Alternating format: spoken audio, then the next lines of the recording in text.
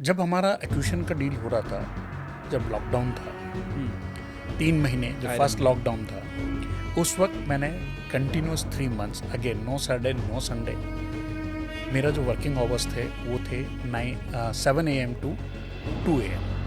Yes, that is a fraud, clear cut fraud. अभी ये जो सिंच जो कंपनी थी जिसने अक्वायर किया था ACL मोबाइल्स को, ये कितनी बड़ी कंपनी थी? How big was it? उस टाइम पे उनका जो market cap after the acquisition of ACL that reach to $20 million। कि अगर आज आप लिंक्डइन में देखिए या कहीं और जॉब पोर्टल में देखिए, इतनी पोजीशंस निकली होती हैं, टॉक अबाउट लाइक चाहे CFO की हो या सीनियर VP की हो, कई बार लगता है कि यार वाकई में इतनी ओपनिंग्स हैं। अगर इतनी ओपनिंग्स है तो इतना अनएम्प्लॉयमेंट क्यों? हेलो दोस्तों, क्या हाल है आप लोगों के? उम्मीद करता हूं आप सब बहुत बढ़िया होंगे। मैं बिल्कुल बढ़िया हूँ यार। आज जिस पर्सनैलिटी को मैं लेकर के आया हूँ आपसे बात करवाने के लिए, अगर आप ये पॉडकास्ट एंड तक देखोगे तो आपकी लाइफ बदल जाने वाली है। This is a typical rags to riches story and 20 years he has been a CFO, has been a CXO and बहुत बड़ी बड़ी डील्स करी हैं इन्होंने। 500 करोड़ तक की डील्स करी हैं, 500,000 करोड़ की। आज भी ये बड़ी बड़ी कंपनीज हिंदुस्तान की जो है उसको एडवाइस करते हैं and amazing personality. I known him for 33 years, so disclaimer पहले ही दे दे रहा हूँ, बट भी देना जरूरी था। बट अगर आपको इस तरह के पॉडकास्ट देखने में मजा आता है, सुनने में मजा आता है, तो भाई यहाँ पर सब्सक्राइब बटन है, ये बिल्कुल फ्री है, वो उसको दबा देना, वीडियो कर देना लाइक, और अपने फैमिली ग्रुप्स में, सोसाइटी के ग्रुप्स में जरूर शेयर कर देना। ऐसा इंफॉर्मेशन कहीं मिलता नहीं है। सो बिना आपका टाइम वेस्ट किए हुए let's welcome sir. I welcome Kartar Singh to the podcast. Hello sir, कैसे हैं आप? Hi. So how are you sir, and what is happening at the moment? क्या हो रहा है लाइफ में इन जनरल? अभी क्या हो रहा है? All good. और बहुत अच्छा लग रहा है आज आपके साथ बैठा हुआ हूँ। एंड बचपन से देखा है तुम्हें, 2 साल की एज से, and you have reach to this level, so I am really happy for that. And आजकल लाइफ कूल है। So generally what I decided, पहले बहुत मेहनत की है, सब कुछ किया है कि वर्क लाइफ बैलेंस बहुत ज़रूरी होता है, तो I make that work life balance between work and life. तो ये किसी भी यंगस्टर के लिए मेरे हिसाब से बहुत जरूरी और पहले दिन से होना चाहिए। Otherwise at a later stage you are going to realise कि व्हाट यू मिस्ड। राइट। आपने एट द स्ट्रेच, चलो आपने जो बात बताई हमको, हमारे व्यूअर्स को, एक बड़ी इंस्पायरिंग बात है, बट एट द स्ट्रेच आपने कितने घंटे काम किया है? मेरे साथ एक पीरियड था continuous 6 month, no Saturday no Sunday no national holiday no Rakhi. I was working from 9 AM to 4 AM every day. Wow guys, देखा कितना इंस्पायरिंग हो सकता है। And this is a man who's built everything by himself. So sir, इतना काम, ये बताइए कि अच्छा, मैं आपसे पूछता हूँ कि इतना काम करने के लिए कोई इंस्पिरेशन थी? आंटी ने आपको बोला था या लोन ज्यादा हो गए थे? ये कह सकते हो, जब ये काम मैं कर रहा था उस वक्त मेरी डॉटर हुई थी, तो एक एम्बिशन थी। जो मेरा बैकग्राउंड रहा है, I come from very humble family, तो एक था कि जो मैंने अपना बचपन देखा है, एक गरीबी से मैं कहूँगा, वो मेरे को अपने बच्चों को नहीं देना है। उनको मुझे वो सब खुशियाँ देनी है जो शायद मैंने मिस किया लाइफ में, जो मैं देखता था। तो that was inspiration for me. मैं खुद लाजपत नगर वाले घर में आया था, and I think it was a rented premises. और आज इफ आई कंपेयर, आज आई थिंक आज से 20-25 साल पुरानी बात हो गई, व्हेन ही मूव टू, मतलब हम लोग राजस्थान में मिले थे, एंड देन वो अंकल भी दिल्ली आ गए, मैं भी दिल्ली आ गया। तो मेरे को सर बोलने की आदत है नहीं, बट तो मैं आपको अंकल ही बोल रहे थे। 20-35 साल पुरानी आदतें जाती नहीं है। सो बट ये बताइए कि फ्रॉम देन आपने CA यहाँ दिल्ली में ही अपना कंप्लीट किया, हाँ जी। And I have known you since you were in Rajasthan. Right. During your this thing you started working, or you had already completed other course? क्या था? What was that? नहीं, जब मैं राजस्थान में मिले उस वक्त मैंने ICW किया हुआ था। उसके बेस पे वहाँ पर जो न्यूक्लियर पावर कॉर्पोरेशन में जॉब किया था, वहीं मैं आपके डैडी से मिला, पापा से मिला और वहाँ से हमारी दोस्ती हुई।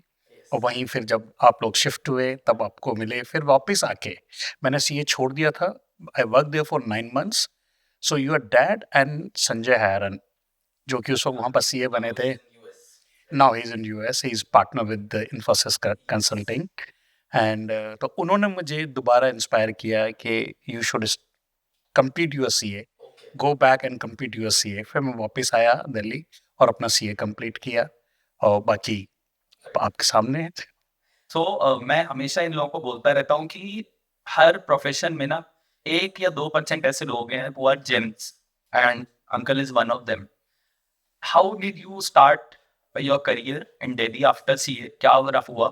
And कैसे, how did it transform to being into then finance, then strategy, CFO? तो वो कैसे हुआ? एक्चुअली सीए वाली भी एक मज़ेदार स्टोरी है कि मेरा सीए कंप्लीट होने से पहले मैंने शादी कर ली ओके, और उस वक्त मेरा सीए इंटर हुआ था। तो सीए उसके बाद, शादी के बाद मैंने एग्ज़ाम दिया, तो मेरा उस वक्त मुझे उम्मीद थी कि मैं पास नहीं होऊंगा, नहीं हुआ। बट नेक्स्ट अटेम्प्ट मैंने दोनों ग्रुप एक साथ क्लियर कर लिए। तो पहले मेरे को ये था कि मुझे प्रैक्टिस करनी है या जॉब करनी है, so I was not clear. जब मैंने सीए क्लियर किया, आई was working for a corporate based on my CA inter and ICW degree. कुछ दिन वहाँ फिर सीए बनने के इमीडिएट बाद फिर सोचा क्या करूँ, वाइफ के साथ भी डिस्कस किया, जॉब से रेजिग्नेशन दे दिया, सोचा अपने प्रैक्टिस करूँगा। लेकिन 3 महीने में पता चल गया for practice you need network, without network you can not do. And it was, और अब क्या, साथ में बीवी भी थी, इवन दो वो अपना अर्न कर रही थी, she was teacher at the time. तो बट कुछ तो करना है। फिर एक जॉब ज्वाइन की एक सीए फर्म में, तो वहीं से बस 6-7 महीने वहाँ पर 6-7 साल इंटरनल ऑडिट में काम किया और वहाँ से फिर मूव हुए। तब तो हम सिर्फ स्पाइस ग्रुप के लिए काम करते थे उन दिनों, और उसके बाद हमने वो सीए फर्म बंद हो गई और रोज वहाँ पर जितने भी एम्प्लॉइज थे सबके सब स्पाइस ग्रुप में ज्वाइन कर लिया। वहाँ से फिर एक बना के एक नया स्टार्टअप शुरू कर रहे थे। कई लोगों ने, दिल्ली के लोगों ने नाम सुना होगा, हॉटस्पॉट रिटेल करके। राइट। तो उस हॉटस्पॉट रिटेल में वो बिल्कुल स्टार्टअप था, कोई जस्ट एक आइडिया था, बल्कि आइडिया भी पूरी तरह से नहीं था। तो वहाँ पर मुझे अपॉर्चुनिटी मिली as CFO, and at that time मेरे को सिर्फ 7 साल एक्सपीरियंस था after CA। I grab that opportunity और बिल्कुल एक स्क्रैच से शुरू किया। उस पर 6-7 महीने करके हमने प्लानिंग वगैरह बन की और ये हुआ कि हाँ, इस मॉडल पे इस बिजनेस को हमें आगे लेके जाना है। देन एक और कंपनी थी ग्रुप की, सेलिब्रम, जो बाद में स्पाइस डिजिटल बनी, और वो कंपनी थोड़ा ग्रो कर रही थी। तो मुझे वहाँ पर ट्रांसफ़र के लिए बोला गया, क्या वहाँ पर कर लीजिए। मैं चंडीगढ़ रहा 3 साल, मेरी फैमिली दिल्ली में होती थी, बच्चे ग्रोइंग थे। It was tough call, but good thing was it was not that far away. So every weekend I used to come to Delhi, 2-3 दिन रह के then again go back to Chandigarh. मुझे लगता है कि मैं बहुत ज़्यादा इंस्पायर्ड हूँ अंकल से, because I also married before I got a qualification. मेरी भी शादी हुई थी, बस कोई डिग्री नहीं थी और सेम पूरी नहीं गई, 25 नंबर चल रहे हैं। And he is the reason I actually started my CA जर्नी, एंड देन फिर मैं जो भी कॉर्पोरेट में गया and sorry I been under his mentorship for like last 17-18 years now. तो and then you move to this spice, Cellebrum आया, हाँ, फिर स्पाइस डिजिटल हुआ, वर्किंग एज वहाँ पर चीफ फाइनेंशियल ऑफिसर। अब CFO ही वहाँ पे काम करते। So you grew that company I think from 0 to या 0 to हमारा एक टाइम पे जो मार्केट वैल्यूएशन था when we were filing over DRHP, and उसके बाद हमारा कुछ प्री IPO इन्वेस्टमेंट का जो डिस्कशन चल रहा था, total valuation was $400 million eight that time, 0 to 400 within 4 years. within 4 years, मतलब 100 million USD हर साल का ग्रोथ है ये।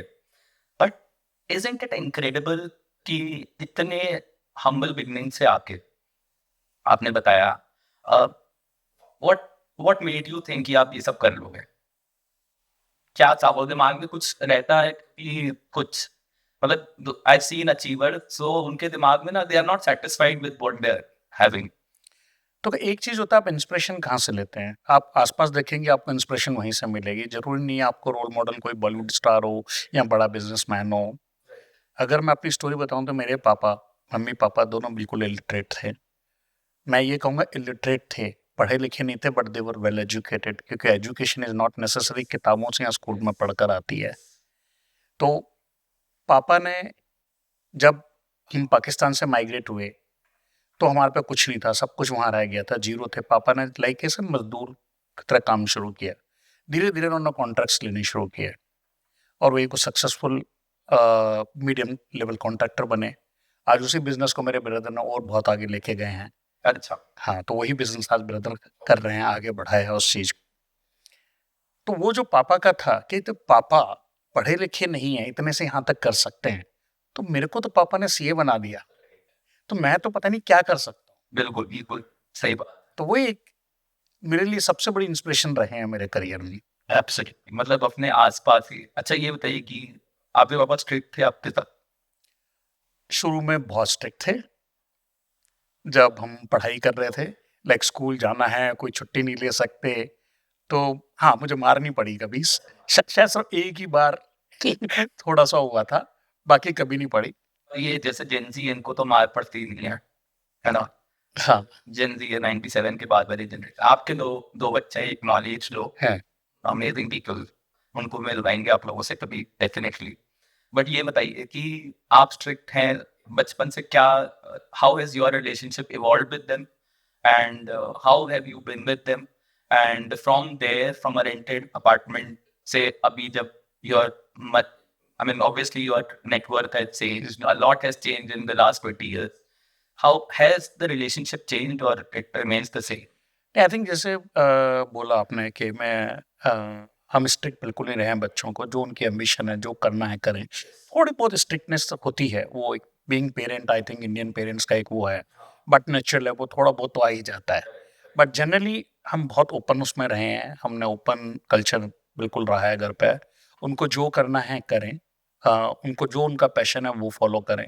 कभी इस चीज़ को लेकर हम मतलब बहुत ही खुले विचारों वाले मैं कहूँगा किस्म को मेरा। Okay.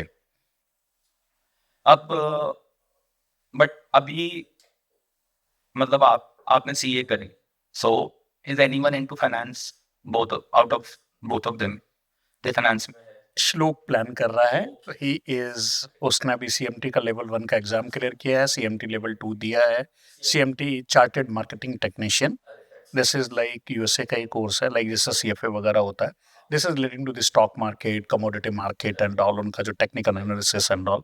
So he is doing that. Apart from that, he has also started preparing for his CFA as well. And Amazing. But again देखो घर में ऐसा माहौल होता है that you know your father is an achiever and फिर वो pass on होता है बच्चों में डेफिनेटली। इसीलिए आप देखोगे कि जो चाइनीज थे, I have heard this story, I don't know the truth of it but I know the Indian truth is correct, क्योंकि मुझे याद है कि एक टाइम पर हमारे जो फोर फादर्स थे they had lot of land और फिर वो सारी लैंड चली गई क्योंकि जमींदारी अबोलिशन आया। But my father earned a lot of it back because the rich give that mindset down the generation. क्योंकि मेरे जो दादाजी थे, my grandfather, he was not a very rich man.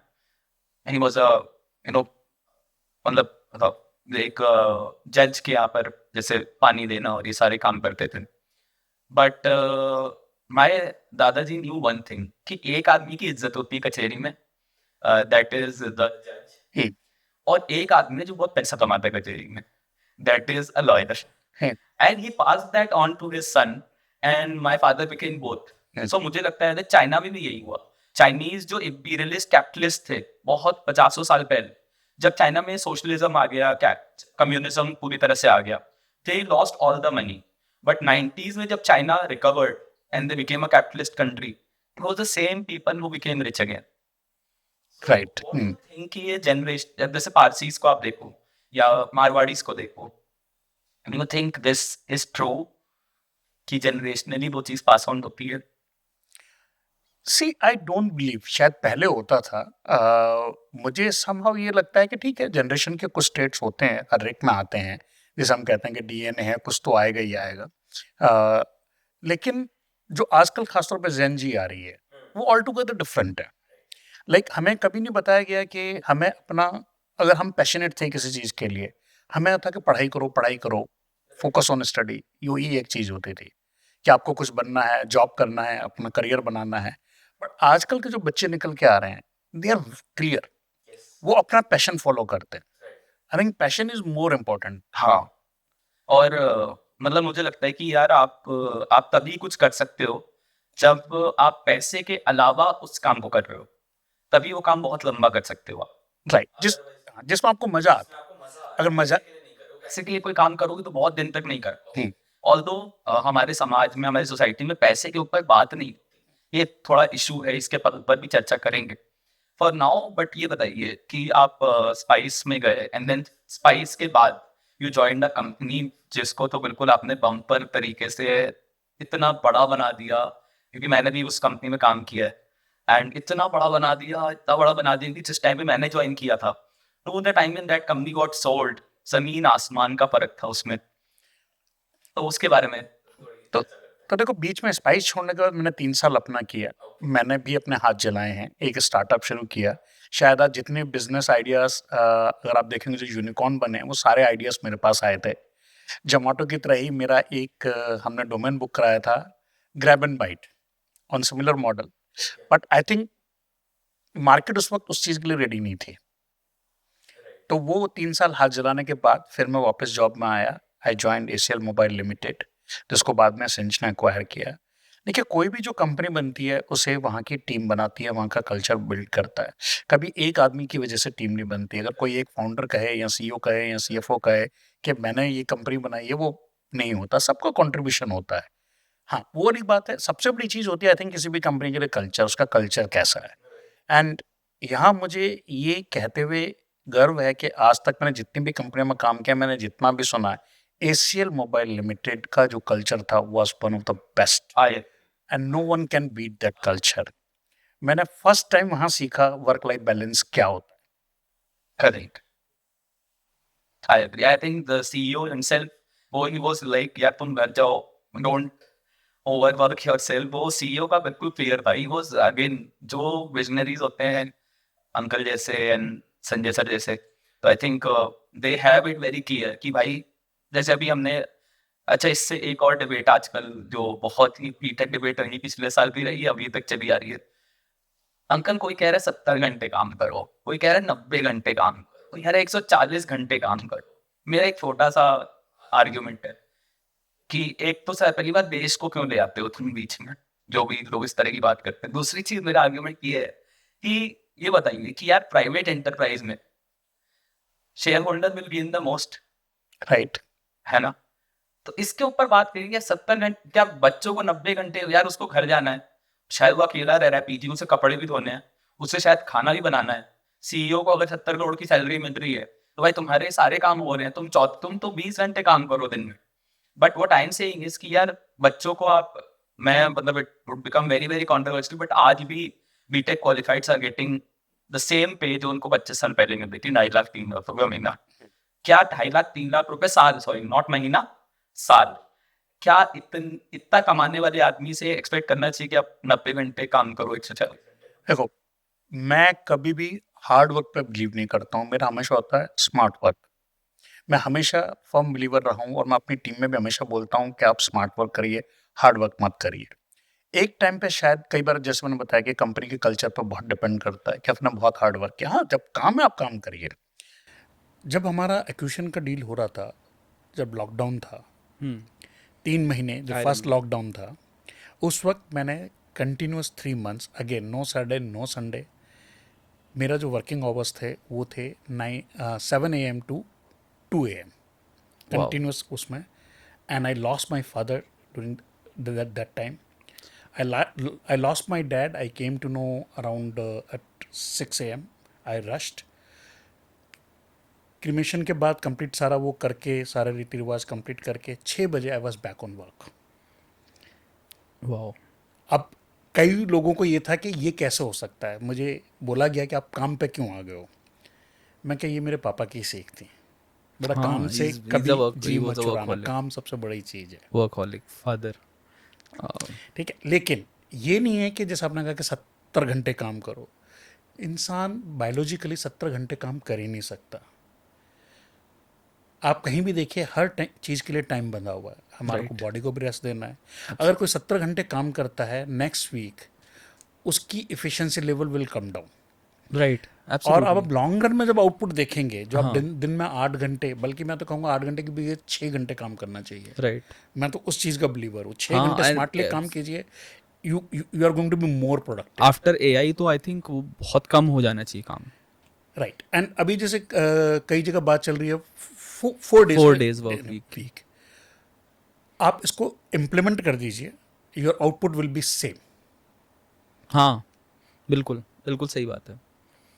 ठीक है, बिल्कुल सही बात तो है. ये अगर कोई बोलता है, मैं जिन्होंने बोला था 70 घंटे, मैं उनको बहुत मतलब अपना एक आइडल मानता हूँ। जो 3-4 बिजनेसमैन हैं जिनको मैं फॉलो करता हूँ और वो करता हूँ, उनमें से वो एक है।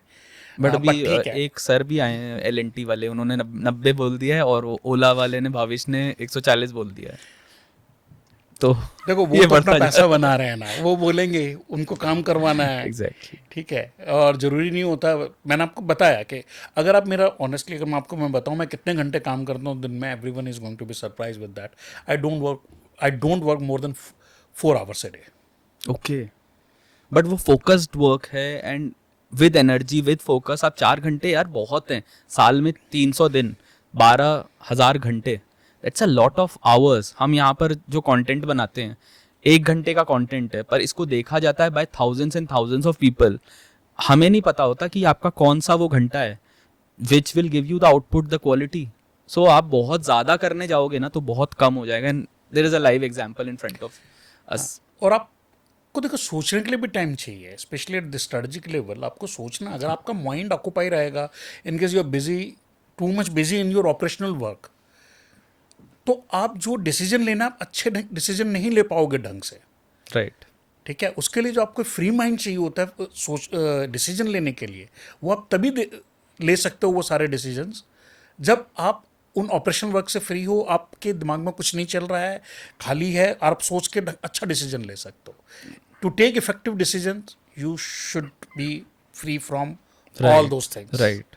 और मुझे लगता है economy has a lot to play. 90s में बोला जाता था कि हार्ड वर्क करो 90s 2000. बट आज के जो बच्चे हैं, इनको सर्वाइवल के लिए काम नहीं करना है. अभी जो बच्चे, I am not talking about the lowest strata of the society, उसको आज भी सर्वाइवल के लिए काम करना है. भाई तुमको करना पड़ेगा. It is the harsh reality, क्योंकि जो भी ऊपर आया है वो काम करके ही आया. But I am talking about people जो मिडिल क्लास या अपर मिडिल क्लास के बच्चे हैं, जिनके पास है यार, घर है. मुझे घर के लिए नहीं, मुझे मेरे पास दिल्ली में घर है, मुझे नहीं स्ट्रगल करना. तो वो एक्सप्लॉयटेशन का जो नेचर है वो शायद बहुत एक ऊपर लेवल पर चेंज नहीं हो पा रहा है. और नीचे जब से जेनजीज आ गए हैं वर्कफोर्स में, तो जेनजी CEOs भी हैं.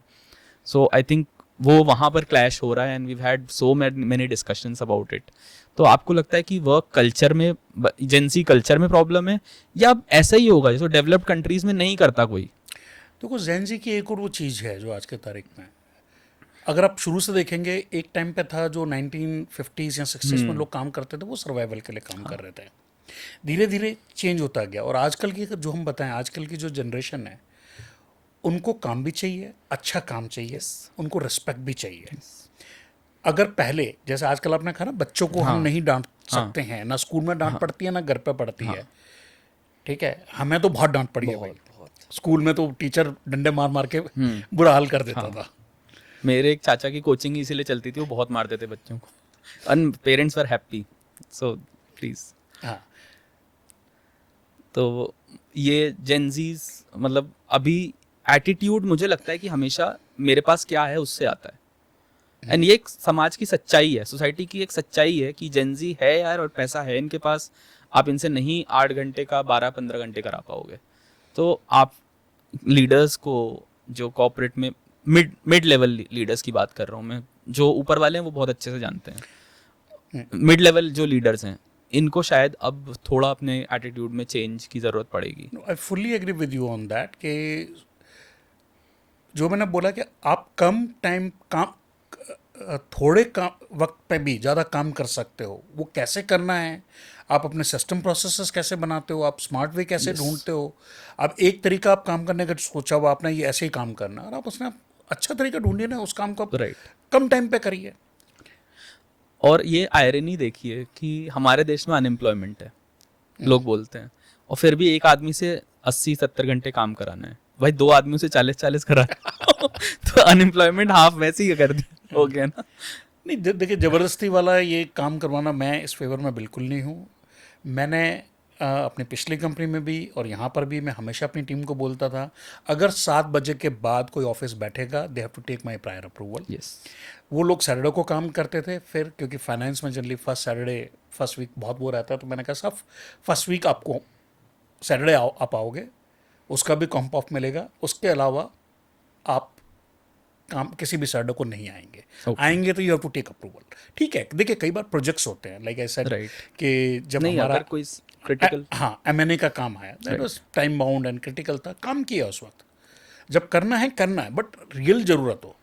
आज भी मैं आपको एक और बता दूं कि कई बार क्या होता है, टॉप मैनेजमेंट कहेगा ये रिपोर्ट चाहिए, वो रिपोर्ट चाहिए, वो रिपोर्ट चाहिए. बिलीव यू मी, वो रिपोर्ट्स पढ़ी रहती हैं, कोई पढ़ता तक नहीं है. हाँ, करेक्ट, बिल्कुल, absolutely, I agree with that. ठीक है, अननेसेसरी का किसी को काम देना हाँ. और फिर बताना है कि आप 15-15 घंटे काम करो दिन में, हाँ. एक दिन में.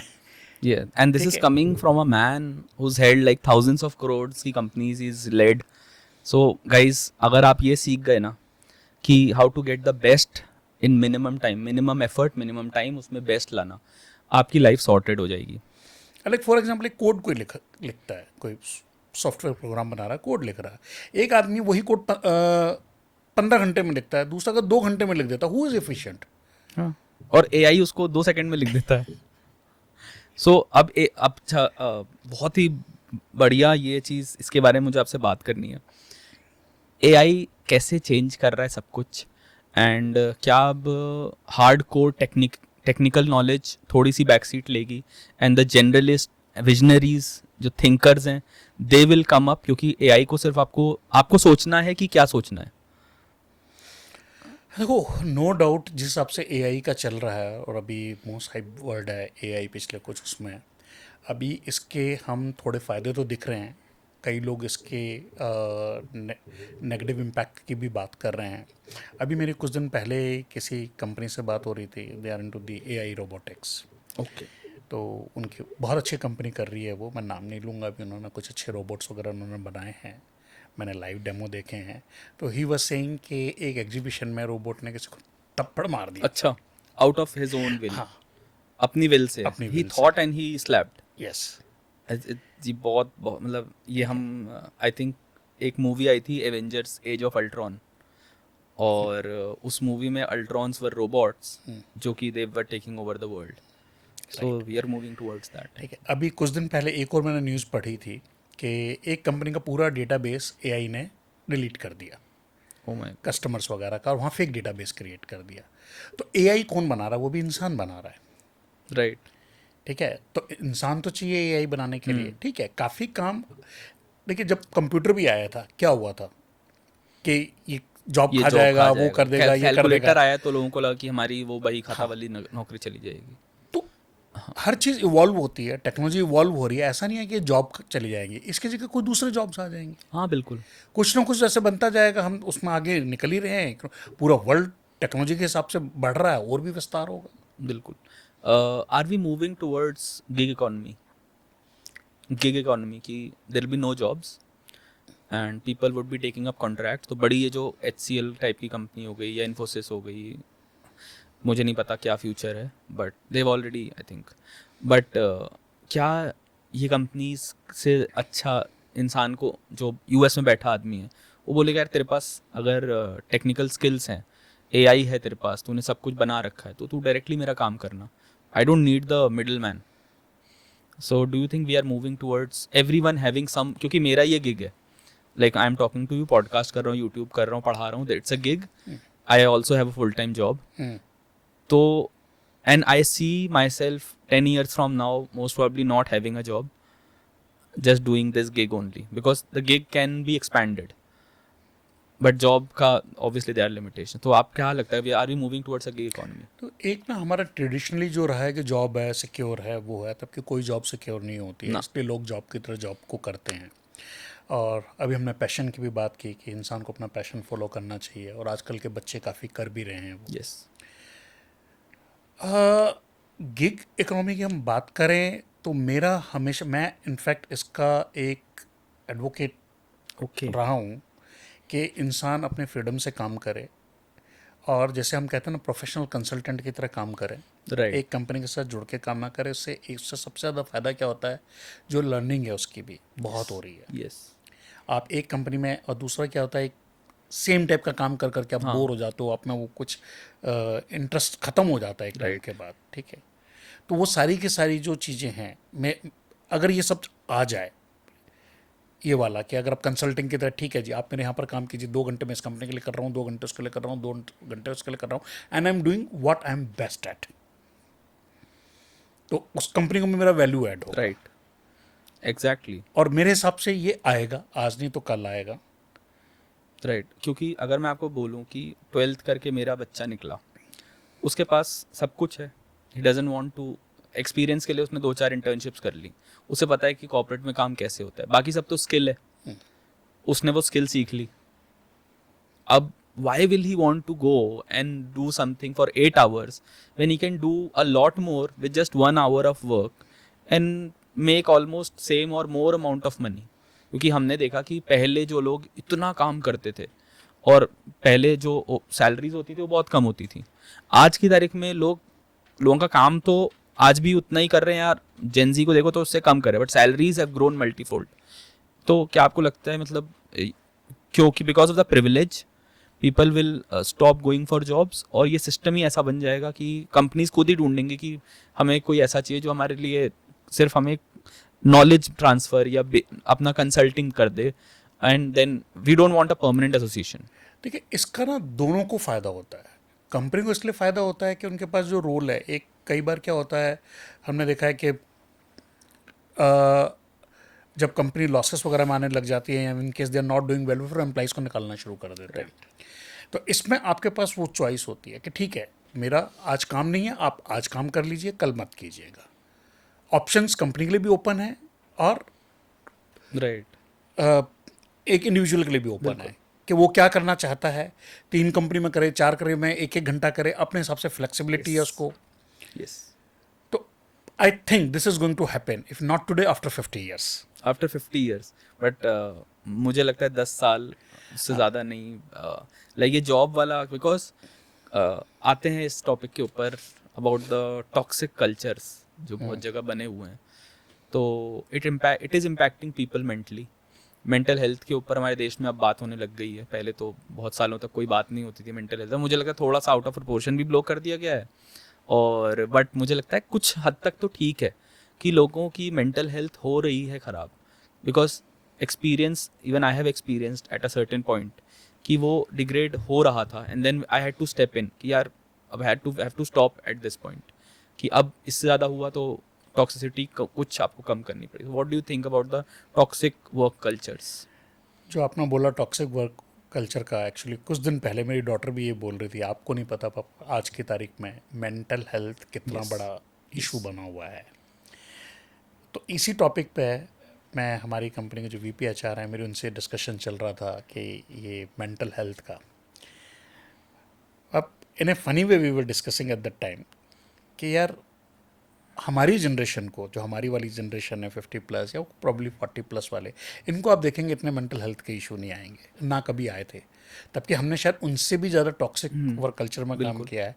उसका शायद एक कारण था कि हमें इतनी वो होती थी, चाहे स्कूल में हो, चाहे पेरेंट्स से हो, क्योंकि पहले स्ट्रिक्ट होते थे। ठीक है, तो उसकी वजह से हम मेंटली काफ़ी टफ बने। अब आजकल के बच्चों को घर पे और स्कूल में वो स्ट्रिक्टनेस नहीं है। अब क्या अच्छा है क्या गलत है ये हम नहीं बता सकते, ठीक है, दोनों के प्रोस एंड कॉन्स होते हैं, ठीक है, but that was like on lighter note what we were discussing, शायद हम इसलिए इतने टफ हो गए। But yes, what you said is absolutely right, mental health has become big issue, शायद आज कंपटीशन भी उसके हिसाब से बढ़ रहा है धीरे धीरे, एंड प्रेशर भी है, सोसाइटी का भी प्रेशर है। और अगर हम बात करें जो सोशल मीडिया वगैरह जी जितने हिसाब से आज प्रेवलेंट है, हर आदमी सोशल मीडिया का Yes. कहीं ना कहीं पार्ट है, यस ठीक है। और वहाँ पर जो एक वहाँ से भी प्रेशर क्रिएट काफ़ी होता है आपका सोशल सर्कल से। बिल्कुल। तो बट मेंटल हेल्थ मुझे लगता है कि कहीं ना कहीं बात, जैसे मैं आपको एक छोटा सा एग्जांपल देता हूँ आपकी, बिकॉज वी बोथ बिन इन राजस्थान। तो राजस्थान से जब दिल्ली आएंगे तो एक जगह पड़ती है मेहंदीपुर बालाजी। हाँ जी। वहाँ पर औरतें जाती हैं और ऐसा बोला जाता है कि वहाँ पर भूत भगाए जाते हैं। अब सर वो भूत हैं कि नहीं है ये तो कोई श्योरिटी के साथ नहीं कह सकता, बट एक चीज़ मुझे मालूम है कि वो औरतें शायद डिप्रेशन, अटेंशन डेफिशिएंसी और इससे गुजर रही होती हैं। And that is the reason कि, और गोरखपुर के आगे भी एक मंदिर है मैरवा एक जगह, वहाँ पर मंदिर है, वहाँ भी ये सेम काम है। उन लोगों को लगता है कि बहुत भूत आत्माएं यहाँ पर, ऐसा कुछ है नहीं। Basically they have that depression कि उन्हें ज़िंदगी में चूल्हे के बाहर, क्योंकि वो गांव की औरतें हैं ज़्यादातर, कॉर्पोरेट में काम करने वाले लोग बहुत कम जाते हैं, तो वो बेसिकली वहाँ पर जो लोग जा रहे हैं उन्हें कभी अटेंशन मिला ही नहीं, अटेंशन केयर। और जिसे हम कहते हैं ना कि यार ये तो बहुत ज़्यादा अपने, मतलब जैसे हम अब अपने बच्चों को बहुत ज़्यादा, हमारी जो जनरेशन है we've learn changing diapers, and मेरा बच्चा हुआ तो मैं तो मतलब जब मेरे पास टाइम होता है मैं डायपर भी बदल देता हूँ उसका, और अभी एक और होने वाला है, तो मतलब I am already all set. तो ऐसा कोई बहुत वो नहीं है। एंड मैं एक स्टडी ने ये बताया कि एब्सेंट फादर्स के बच्चे का ज़्यादा चांस है to become a criminal than a present father. So that is effects हमारी कौन सी चोट के कहाँ पर होते हैं वी डोंट नो। इससे मुझे एक और टॉपिक पे बात करनी है आपसे, क्योंकि हम फैमिली के ऊपर बात कर रहे हैं। सो आई वांट टू डिस्कस कि हमारी फैमिलीज में हम पैसों के बारे में बात क्यों नहीं करते। पैसा भी थोड़ा और एलिब्रेट करो। हाँ, इसका। पैसे की यार, जैसे हमारे यहाँ पर क्या होता है कि बहुत सारे बच्चे हैं जो कॉर्पोरेट्स में काम कर रहे हैं, रेंटेड प्रेमाइसेस में रह रहे हैं, राइट। उनसे कभी खुल के बात क्यों नहीं होती। रेंटेड प्रेमाइसेस में जनरली जो गुड़गांव में है या नोएडा में, उनसे कभी खुल के बात क्यों नहीं होती कि यार चलो अपने एसेट्स पूल करते हैं और ये हमारी एसेट हैं हम, क्योंकि एक कोर्स है जिसके बारे में मैंने बहुत बताया इनको, which is certified financial planner. अब यूके में inheritance planning is a very big thing, but Hindustan में ऐसी कोई चर्चा ही नहीं हो रही। राइट। इंडिया में कोई डिस्कशन ही नहीं कर रहा है कि इनहेरिटेंस का क्या करना है। इनहेरिटेंस, बिकॉज हिंदुस्तान, आप मानो ना मानो, दुनिया भर के जो, अब मुझे मालूम है कि बहुत इस पे हेट कमेंट्स आने वाले हैं, बट जो दुनिया भर के जो 60s 70s वाली जनरेशन है वो बात ही नहीं करना चाहती इस चीज़ के बारे में कि हम इनहेरिटेंस का या पास ऑन कैसे करना है। बिकॉज दो चीज़ें हैं, बुढ़ापा एक तो अब लंबा होने वाला है आने वाले टाइम में, because medical science is so good, फिर आयुष्मान योजना है, फिर आपके हेल्थ इंश्योरेंस, बुढ़ापा लंबा होने वाला है। अभी आप पहले क्या होता था, डायबिटीज़ हुई, कुछ हुआ और भाई पता लगा कि देव डाइड, अब डिटेक्ट हो गया तो आपने दवा लेनी शुरू कर दी, and then you are going to live to 90-95 और आपका बेटा 60 का हो जाएगा, राइट। या बेटी आपकी 60 की हो जाएगी। हम इनहेरिटेंस प्लानिंग के बारे में कब बात करना शुरू करें, क्यों नहीं करते हैं जनरली, क्या प्रॉब्लम, इसलिए that's what I am saying. अच्छा, मारवाड़ीज में देखो, अगर आप पारसीज में देखो, Gujarati, very sorted on that level. देखो, इनहेरिटेंस की अगर हम बात करें, सो दो हमारे यहाँ पर डिफरेंट कैटेगरीज हैं। एक है जो बिलो पॉवर्टी लाइन है, उनके पास शायद कुछ है ही नहीं देने के तो लिए, उनके लिए तो खैर low middle class, upper middle class and all. और जो अपर मिडिल क्लास तक आता है, जो मिडिल क्लास तक आता है, उसके पास थोड़ा बहुत है, जो है बच्चे के लिए है, शायद उसके पास एक घर होगा, कुछ सेविंग्स होंगी, वो होंगी, उसका इनहेरिटेंस उन सबको पता है। 2 बच्चे हैं तो 2 बच्चों में बढ़ जाएगा। आजकल ये अच्छा ट्रेंड हो गया है, व्हाट आई हैव सीन, चाहे फीमेल हो चाहे मेल हो, मतलब 2 बेटा हो या बेटी हो, दोनों को बराबर बांट दिया जाता है। So, ये ट्रेंड बहुत अच्छा चेंज हुआ है। पहले होता था सब बेटे को जाता था, राइट। ठीक है, तो वो भी सॉर्टेड होते हैं, उसमें इतना ज़्यादा चैलेंज नहीं आता। जो सबसे बड़ा चैलेंज है इनहेरिटेंस प्लानिंग का, वो होता है जहाँ पर बहुत पैसा है, हायर मिडिल क्लास या हायर मिडिल क्लास या उससे ऊपर या रिच वाला Rich जो में। होता है कि वो अपना पैसा कैसे देंगे और उसको कैसे इन्वेस्ट करना है आगे, कैसे प्लान करना है उनके लिए। पर हिंदुस्तान $4 ट्रिलियन की इकोनॉमी बन गया है। 2,500-3,000 is the average earning of a person. आने वाले टाइम में बहुत आराम से हम 15-20 हज़ार एक एवरेज इंसान कमा रहा होगा अगले 20 साल के अंदर, 15-20 साल। It is something that should be talked about, because अब इनहेरिटेंसेस, क्योंकि यूके में भी क्यों है, क्योंकि यूके में एक डेवलप्ड इकोनॉमी है। हम अगर डेवलप्ड इकोनॉमी की तरफ जा रहे हैं, हमें इनहेरिटेंसेस के बारे में अब बात करनी फैमिलीज़ में शुरू होनी चाहिए। इसीलिए मैं सबको कहता हूँ भाई फैमिली ग्रुप्स में भेजो वीडियोस, तभी बातें शुरू होंगी। तो क्या लगता है आपको, इनहेरिटेंस पर कुछ आना चाहिए? सर्टिफाइड फाइनेंशियल प्लानर जो है उसका रोल बढ़ना चाहिए, क्या होना चाहिए इसके ऊपर? हाँ देखिए, आजकल के जो आपने उसमें बोला एक और चीज़ है, जब जो बच्चा है लाइक अगर फादर 80 ईयर का है तो बच्चा भी इसे ऑफकोर्स 45-50 तक आजकल राइट, पहुंच राइट, राइट, जाएगा। राइट। तो तब तक वो भी अपनी बहुत असर बना चुका हाँ, होता है। एग्जैक्टली। ठीक है, वो भी अपना घर बना चुका है, सब कुछ बना चुका है। लेकिन वो जो एक्स्ट्रा मनी है अब उसको कैसे करना है हाँ, और उसका सही यूज़ कैसे हो, उसको यस, मल्टीपल कैसे बनाए, क्योंकि इंडिया में कम से कम ये तो है कि जनरेशन टू जनरेशन वो मनी पास ऑन होनी हाँ, है।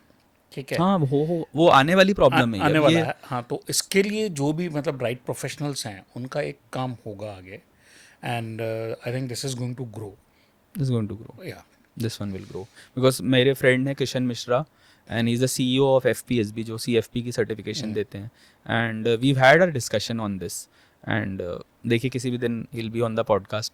बट ही सेज कि यार इनहेरिटेंस दुनिया भर की सारी डेवलप्ड इकोनॉमीज़ में इस पे बात होती है, हिंदुस्तान में नहीं होती, क्योंकि हिंदुस्तान में शायद वो इनहेरिटेंस का ट्रेंड ही नहीं रहा, क्योंकि गरीब देश था। और गरीबी से आप गरीबी ही दे देते हो ना। राइट, अब क्या हर जनरेशन अपना बना रही है। हाँ, अब ठीक है, हर जनरेशन बना रही अपना रहने का घर भी है, है। यस, आपका अपना कुछ ना कुछ सेविंग्स भी हैं, चाहे वो एब्सोल्युटली, स्टॉक्स में हो, चाहे FD में हो, चाहे गोल्ड में हो, राइट, चाहे दूसरी रियल एस्टेट हो, बट है तो है। राइट। एक डील आपने करी थी, इसके बारे में बात करते हैं, ACL मोबाइल्स की। कर सकते हैं इसके बारे में बात? Is it out in the open? ये is public news, it's so public news, तो we'll talk about the public news. तो पहले तो क्या डील हुई थी, वो क्या थी? So this was like Cinch, which is Sweden based listed company. उन्होंने ACL मोबाइल लिमिटेड को 100% ऑल कैश डील में अक्वायर किया था। This deal was done at 535 crore. Wow, staggering number. Yeah.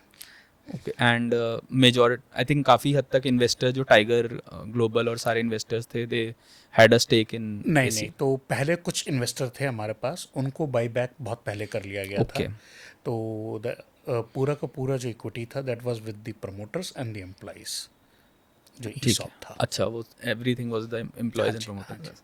सो बहुत बड़ी deal, someone who come from a place जहाँ पर बहुत गरीबी, बहुत मुश्किल, और वहाँ से जाकर के आप 500 करोड़ से प्लस की डील करते हो।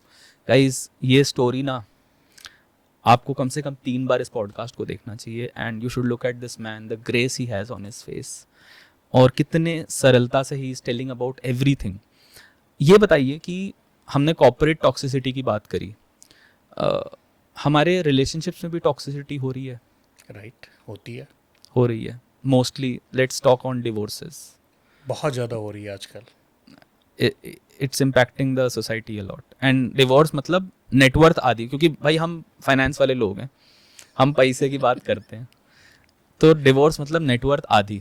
राइट। सो मेरा एक दोस्त है US में, तो उसका कहना है कि भाई it's cheaper to keep her. तो ही इज़ लाइक, यहाँ पर बहुत फेमस सेइंग है, चीपर टू कीप हर। क्या सोचते हैं अंकल, ये टॉक्सिसिटी हस्बैंड वाइफ में ले लो, ब्रदर्स में ले लो, टू सम एक्सटेंट पेरेंट्स और चिल्ड्रन में ले लो, डॉटर इन लॉ से तो खैर बहुत सालों से ही चली आ रही है, वो उसके बारे में तो कोई बात करने को फ़ायदा नहीं है, बट टॉक्सिसिटी इन जनरल हर चीज़ में, मतलब we don't want to sit and talk, and that, क्या लगता है मतलब इसके बारे में? देखो, ये इस मामले में मैं बहुत लकी हूँ। जैसे हर हस्बैंड वाइफ में झगड़े होते हैं, लड़ाइयाँ होती हैं, थोड़े बहुत राइट, आर्ग्यूमेंट्स होते हैं, हमारे भी शायद रहे हैं। बट मेरी शादी को 30 साल होने वाले हैं। वाओ, इन लास्ट 24 ईयर्स हमारा कोई भी आर्ग्यूमेंट 2 मिनट से ऊपर नहीं चला। अच्छा, कभी झगड़ा नहीं हुआ, कभी लड़ाई नहीं हुई। वाओ, तो उसका एक चीज़ है जो मैं आपको बताता हूँ, सबसे बड़ा जो इशू होता है किसी भी रिलेशनशिप में, वो होती है आपकी एक्सपेक्टेशन। एक्सपेक्टेशन, आप दूसरे से क्या एक्सपेक्टेशन रखते हैं। राइट, हस्बैंड की वाइफ से या वाइफ के, जिस दिन आपने एक्सपेक्टेशन छोड़ दी, कोई इशू नहीं आएगा, कोई आपकी लाइफ बहुत सिंपल हो जाएगी। अगर आपको, मैं तुम्हारे से कोई एक्सपेक्टेशन नहीं रखता, ठीक है, और you do something for me, तो दैट, मैं उसको बहुत पॉजिटिव वे में देखूंगा। In case I expect something from you, ठीक है, सपोज करो मैंने आपसे 100 का एक्सपेक्टेशन किया, आपने 50 कर दिया, मैं कहूँगा क्या यार 100 देना था, 50 ही दिया, 50 दिन, ठीक है, वो नेगेटिव हो जाएगा। राइट, तो ये एक्सपेक्टेशन एक दूसरे से हैं, ये सबसे बड़ा प्रॉब्लम है आज के उसका। हर रिलेशन में लोग, क्योंकि बिना एक्सपेक्टेशन के रिलेशन आज की तारीख में नहीं होता, चाहे वो दोस्ती का हो वो हो। एक रिलेशन ऐसा है और वहीं ट्रू लव होता है जिसमें एक्सपेक्टेशन नहीं होती है, एंड दैट वो इज है माँ बाप का बच्चों से। राइट, कभी देखा है कि बच्चे माँ बाप को हो सकता है पसंद ना करें, माँ बाप को कभी देखा है कि बच्चों को वो ना करें, कुछ भी कर देंगे बच्चों के लिए, क्योंकि because they don't have any expectation from their kids. But एक छोटा सा केवियट है इसमें कि जो बच्चे हैं वो डिफ़ॉल्ट सेटिंग पे माँ बाप से प्यार करते हैं। जैसे आप हिंदुस्तान के किसी भी बच्चे को ले लो, वो हमेशा अपने हीरो को, अपने पापा को अपना हीरो मानता है, मम्मी उसके लिए सब कुछ होती है। तो बच्चे तो डिफ़ॉल्ट सेटिंग पर प्यार कर रहे हैं, बच्चों को आपको सिखाना नहीं है, बताना नहीं है। बट बिकॉज आई थिंक बहुत लेवल पर करप्शंस आ चुके हैं। Corruptions is not just monetarily, but आपका दिमाग, आप बहुत सारी चीज़ें देख रहे हो, सोशल मीडिया है।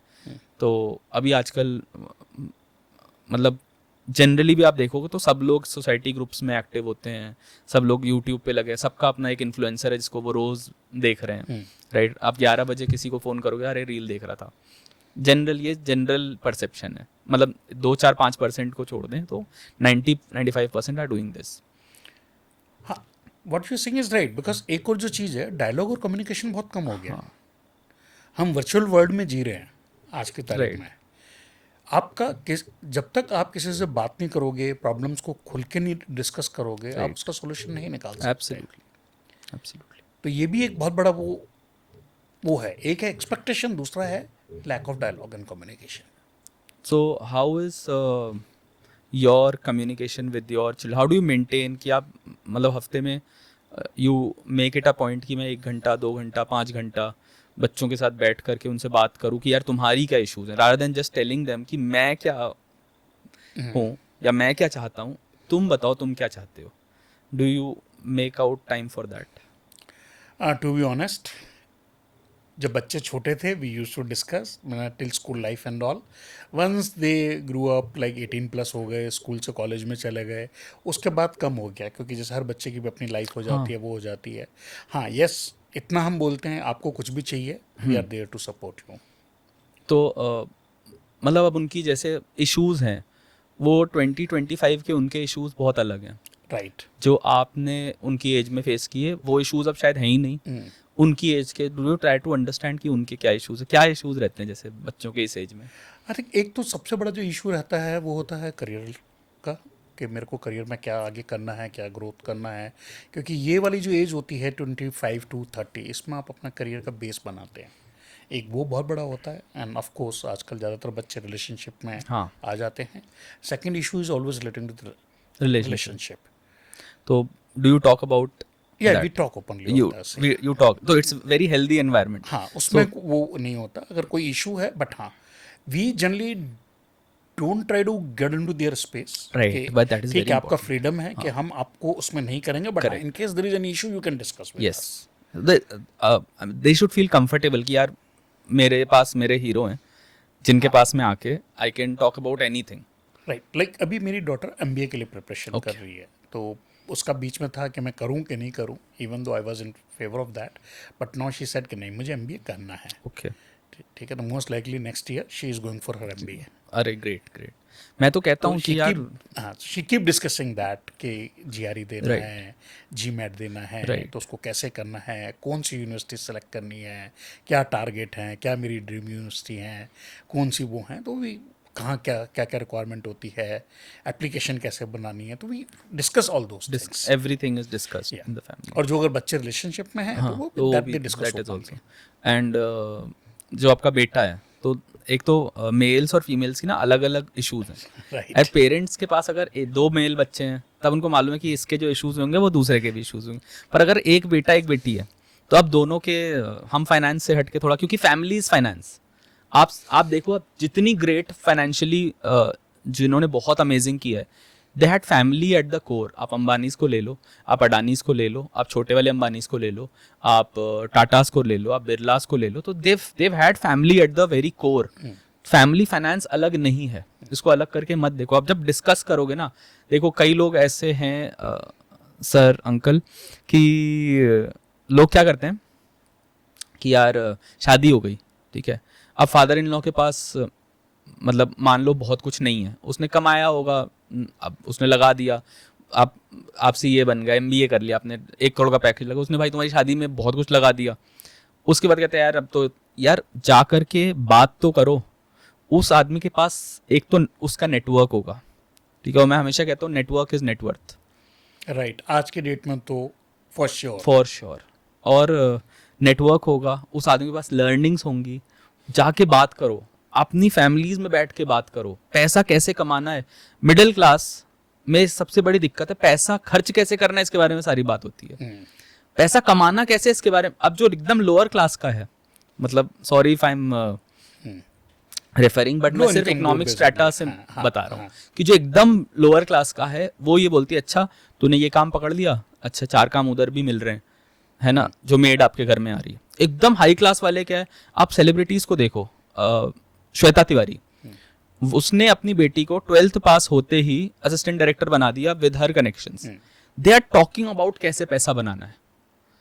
मिडिल क्लास में सिर्फ ये बात हो रही कि यार तुम्हारे बेटा कौन से कॉलेज में जा रहा है, कितने लाख तुमने इस शादी में खर्च दिए, तो सिर्फ खर्चे की बात हो रही है, कमाने की बात मुझे नहीं लगता कि मिडिल क्लास में हो रही है। क्या बोलोगे आप इसके बारे में, क्या हो रहा है, मतलब this is not the healthy discussion जो मिडिल क्लास कर रहा है। हाँ, देखिए वही जो हम करियर ग्रोथ की बात करते हैं, तो उसमें दैट उसका मतलब पैसा ही कमाना, करियर ग्रोथ की बात करोगे तो ठीक है, आप एक लर्निंग भी होता है, लर्निंग एंड डेवलपमेंट है, बट अपार्ट फ्रॉम दैट आप किसी को भी देखें 90% is all about the money these days. Yes, ठीक है, this is bitter truth. Yes, और उसमें आप कुछ यस, मतलब जो है तो है हाँ, वो, बिल्कुल। तो अब जैसे अगर हम बच्चों को बात करें तो हमारा जैसे मैं बताऊं, डॉटर का था एमबीए का, तो मैंने कहा you should target top 10 in the world, right, क्योंकि वहाँ आपका नेटवर्क बनता है। यस, और वो जो उस नेटवर्क की कीमत है, अगर कोई स्कूल बोलते हैं ये अच्छा है या क्या है, शायद हर स्कूल में इक्वल सेम पढ़ाई होगी, सब कुछ होगा, कुछ एक्स्ट्रा नहीं हो रहा, सब कुछ तो एआई पे है। राइट, क्योंकि हम पढ़ाई की बात करें, मैं गवर्नमेंट स्कूल से पढ़ा हुआ हूँ, I know your dad is also from government school, and उन्होंने जो अचीवमेंट किया है दैट इज ट्रेमेंडस, ठीक है, and from where he comes like hats off. वो उतना ज़्यादा वो रिगर और वो सब शायद हमने देखा उनको जिंदगी भर एज अ हीरो माना, and that's why we are able to do little whatever we are doing.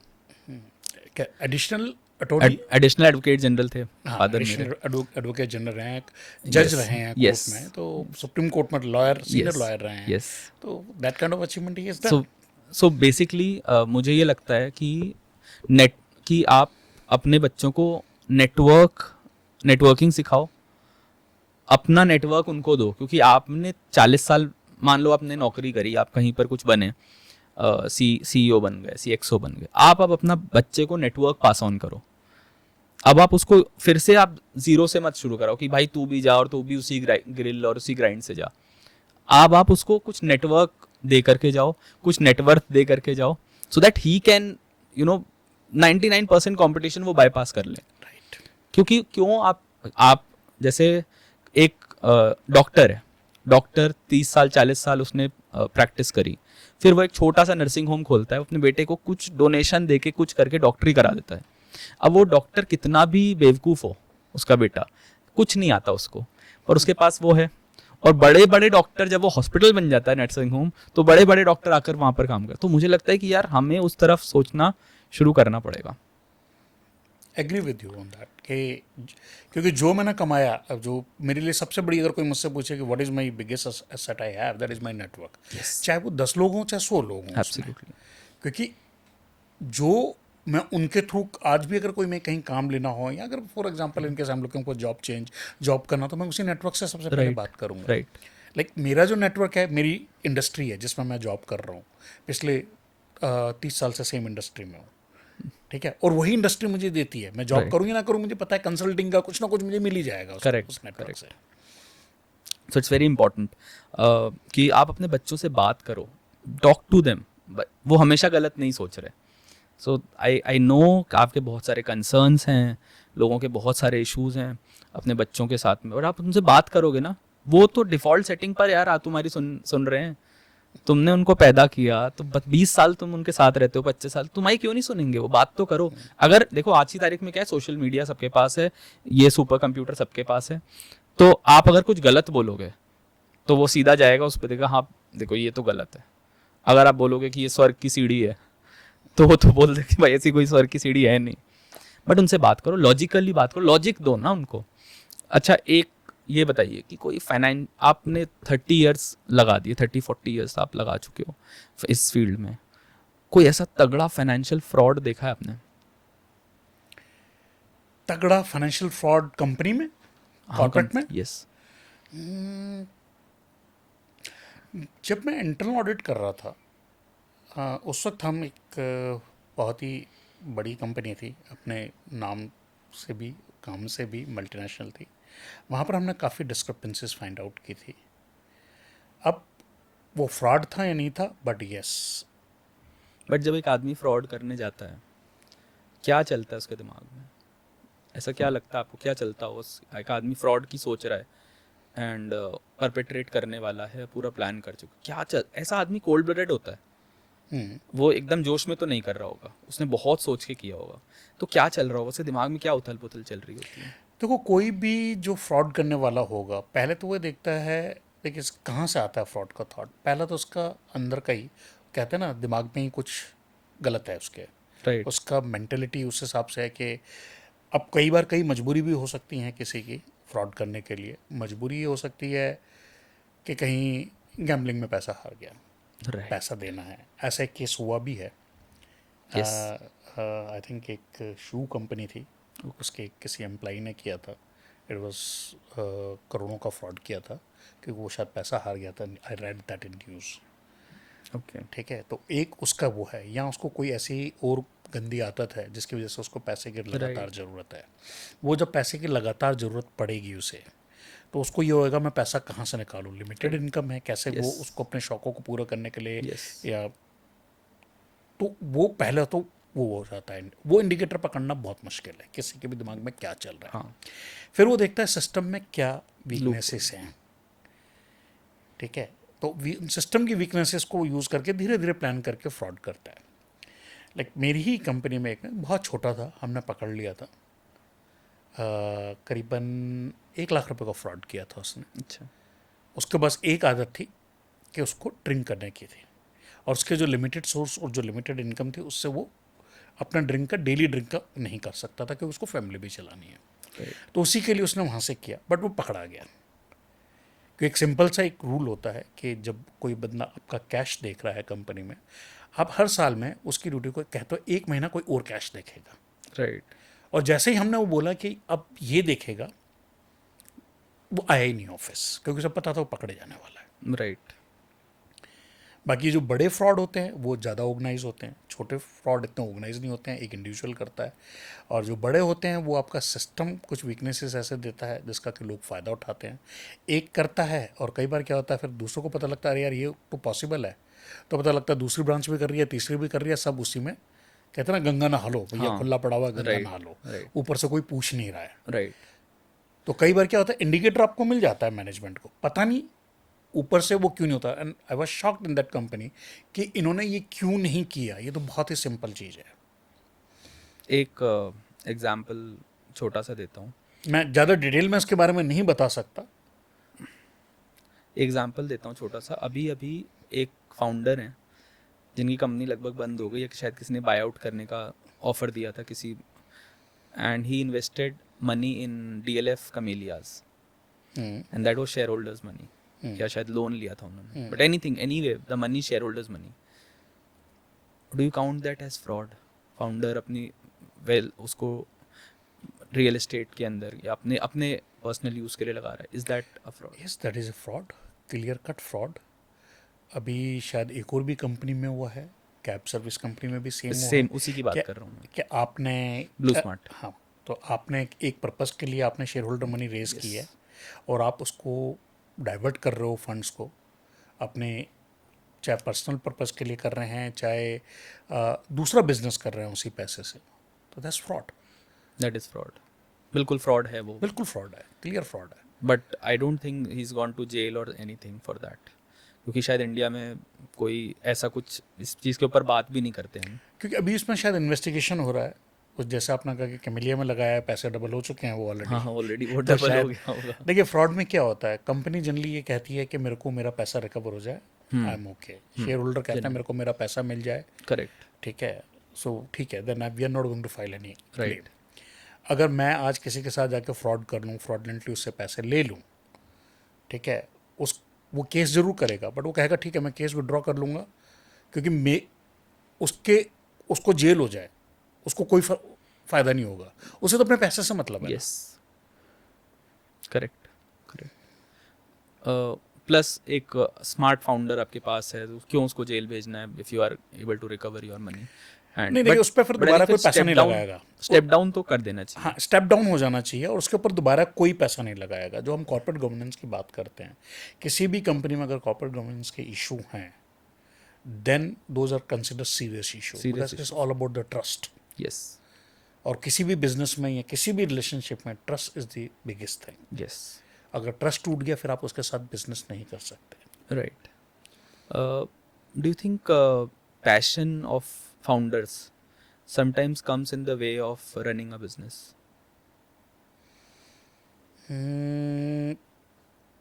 Passion किस चीज़ का है उसके ऊपर Passion डिपेंड for करता है. that business because he wants to do things.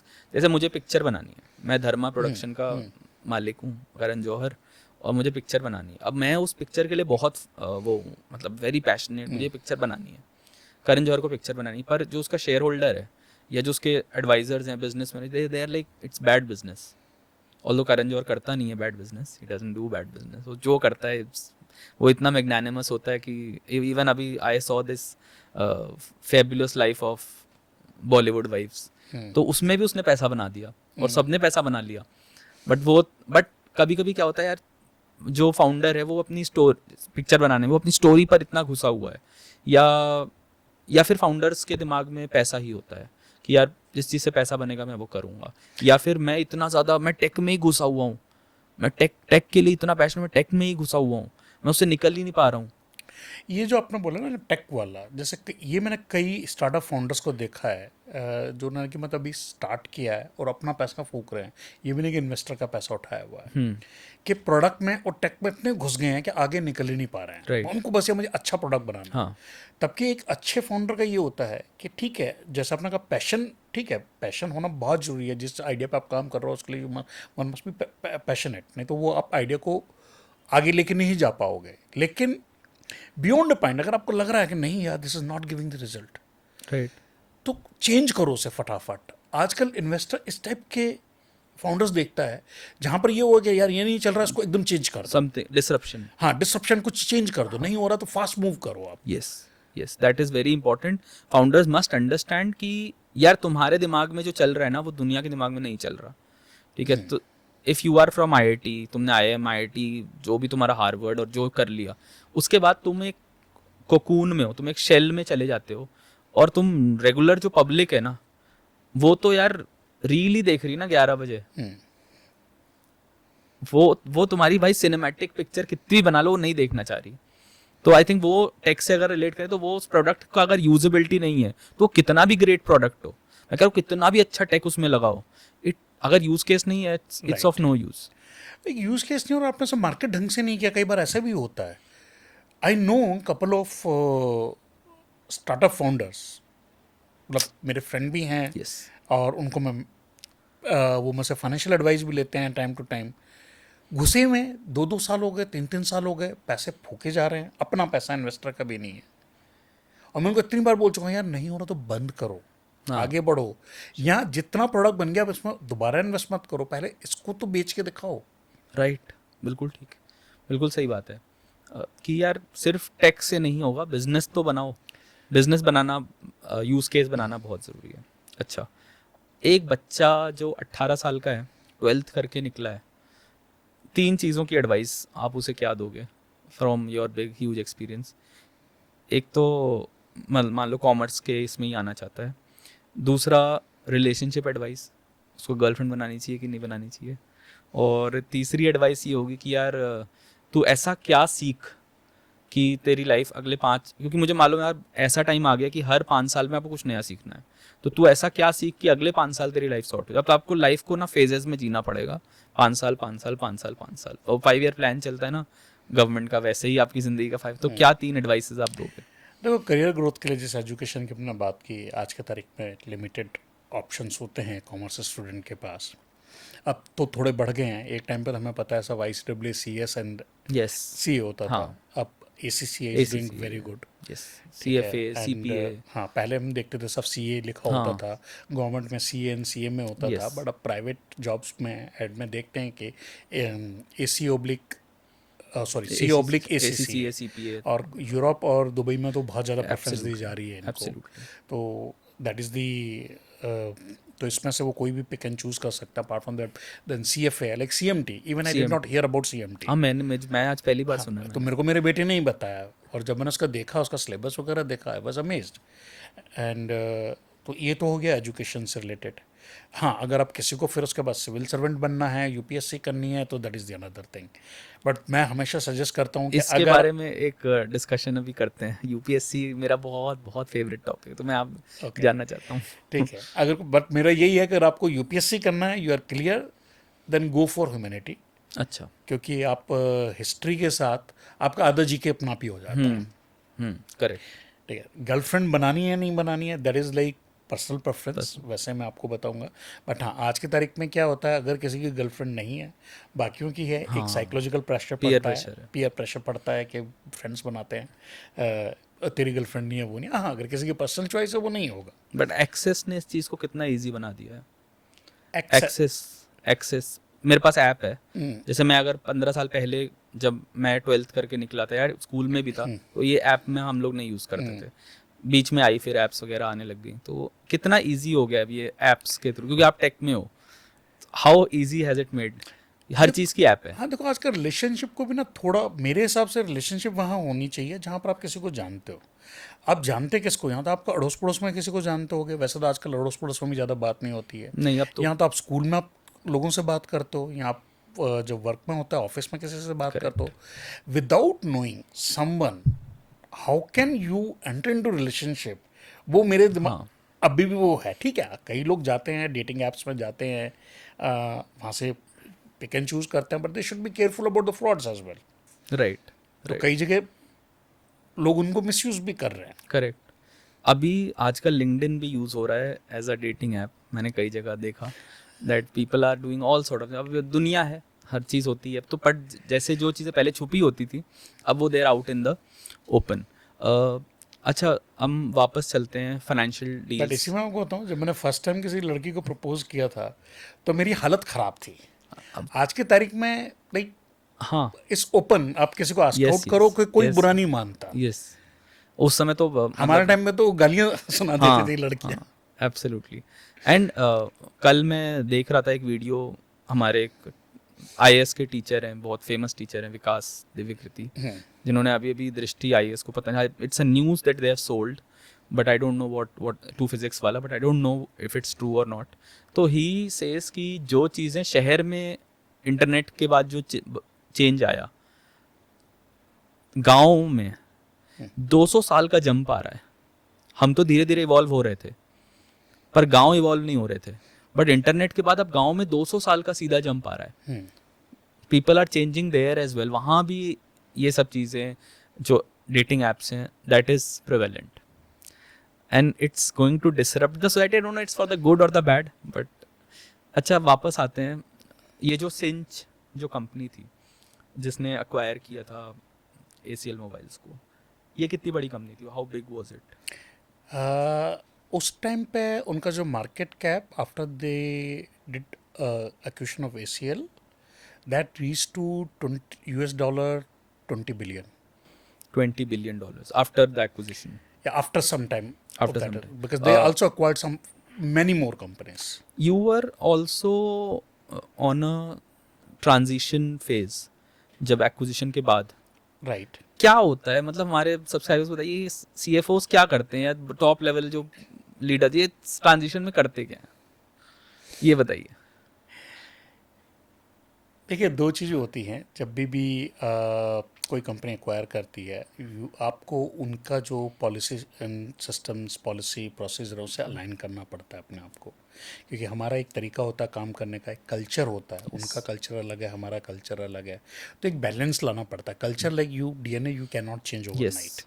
ठीक है, तो ग्रेजुअली एक इंटीग्रेशन साइकिल होता है, जैसे हम बोलते हैं कि कंपनी को इंटीग्रेट करना उनके सिस्टम के साथ. वो इंटीग्रेशन साइकिल जो होता है that can go up to 2 even 3 years, even sometime. आपका ट्रांजिशन कितना था? मैं actually immediately after acquisition, so I thought of, क्योंकि मेरा एक काम करने का जो तरीका है कि that I can work pretty well with companies जहाँ पर फाउंडर ड्रिवन कंपनीज हैं, founders promoters are the CEOs and they are driving the company, but overall management is the professional. अच्छा, ठीक है, you can call it, it's not a lala company, professional management, and founders are like well educated and all, they know how to run the business and all, and they give you freedom in your but function. जो transition में आप का 3 महीने का transition था. तो acquisition was completed in first week of September and I left in Jain आप थे, हाँ, तो लगभग आप 3-4 महीने, 4-5 महीने. सो वो ट्रांजिशन कैसा होता है फ्रॉम ओनिंग अ कंपनी और being the being at the top of that, और फिर एक नई कंपनी आ गई, वो अपने नए लोग ला रहे हैं, हायरिंग्स चल रही हैं, क्या कितना, is it a difficult phase और No, at the time that did not happen. उन्होंने क्लियर कट बोला था, बल्कि वो एंटर करना चाह रहे थे 2 years lock in with me, अच्छा, कि आप 2 साल का लॉक इन आप करेंगे सारे CXOs के Right. साथ. एंड समहाउ इंडियन ऑपरेशंस को उन्होंने बिल्कुल भी नहीं छुआ. जैसे कंपनी चल रही थी. जो लोग छोड़ के गए खुद अपने विल से, जो CXOs के फाउंडर्स, तो ऑफ कोर्स उन्होंने पैसा बना लिया, उनको जाना ही था. Right. उनका 2 साल का Right. पीरियड था, उनको जाना ही था, जो फाउंडर एंड को फाउंडर थे. बाकी इसके अलावा जो 2 CXO थे, हम दोनों का वो था कि हमें जाना ही है, कुछ करना है अपना.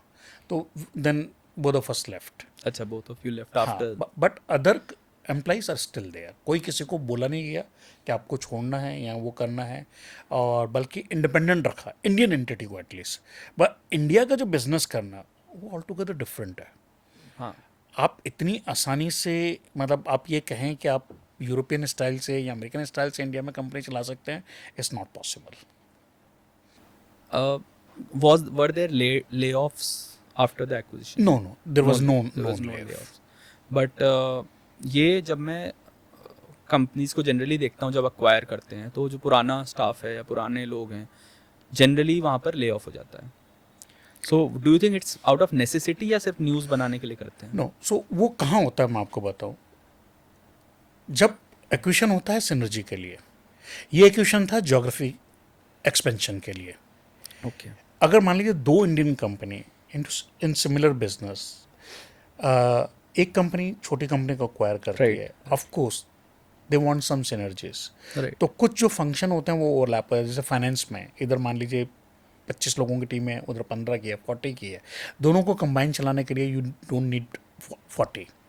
जो टैक्स प्लानर है वो तो एक ही रहेगा ना, तो फाइनेंशियल प्लानर है वो तो एक ही रहेगा, या उसका जो भी एक वो जो रहेगा. तो उसमें वो 40 की जगह शायद वो 30 से काम चला लेंगे या 35 से चला लेंगे, तो 5 को ले ऑफ करना पड़ेगा. राइट, उन सिनेरियो में जनरली ये होता है. Okay. What is your opinion on fake hirings? Like मैंने रोल आउट कर दिया है, लाइक मैंने मार्केट में बोल दिया कि मेरे को इसको इस लेवल पे मैं हायर कर रहा हूँ, बट पोजीशन नहीं है मेरे पास. I just want to tell my shareholders कि मैं हायर कर रहा हूँ, पैसा है कंपनी में, तुम टेंशन मत लो. क्या कितनी एथिकल है प्रैक्टिस?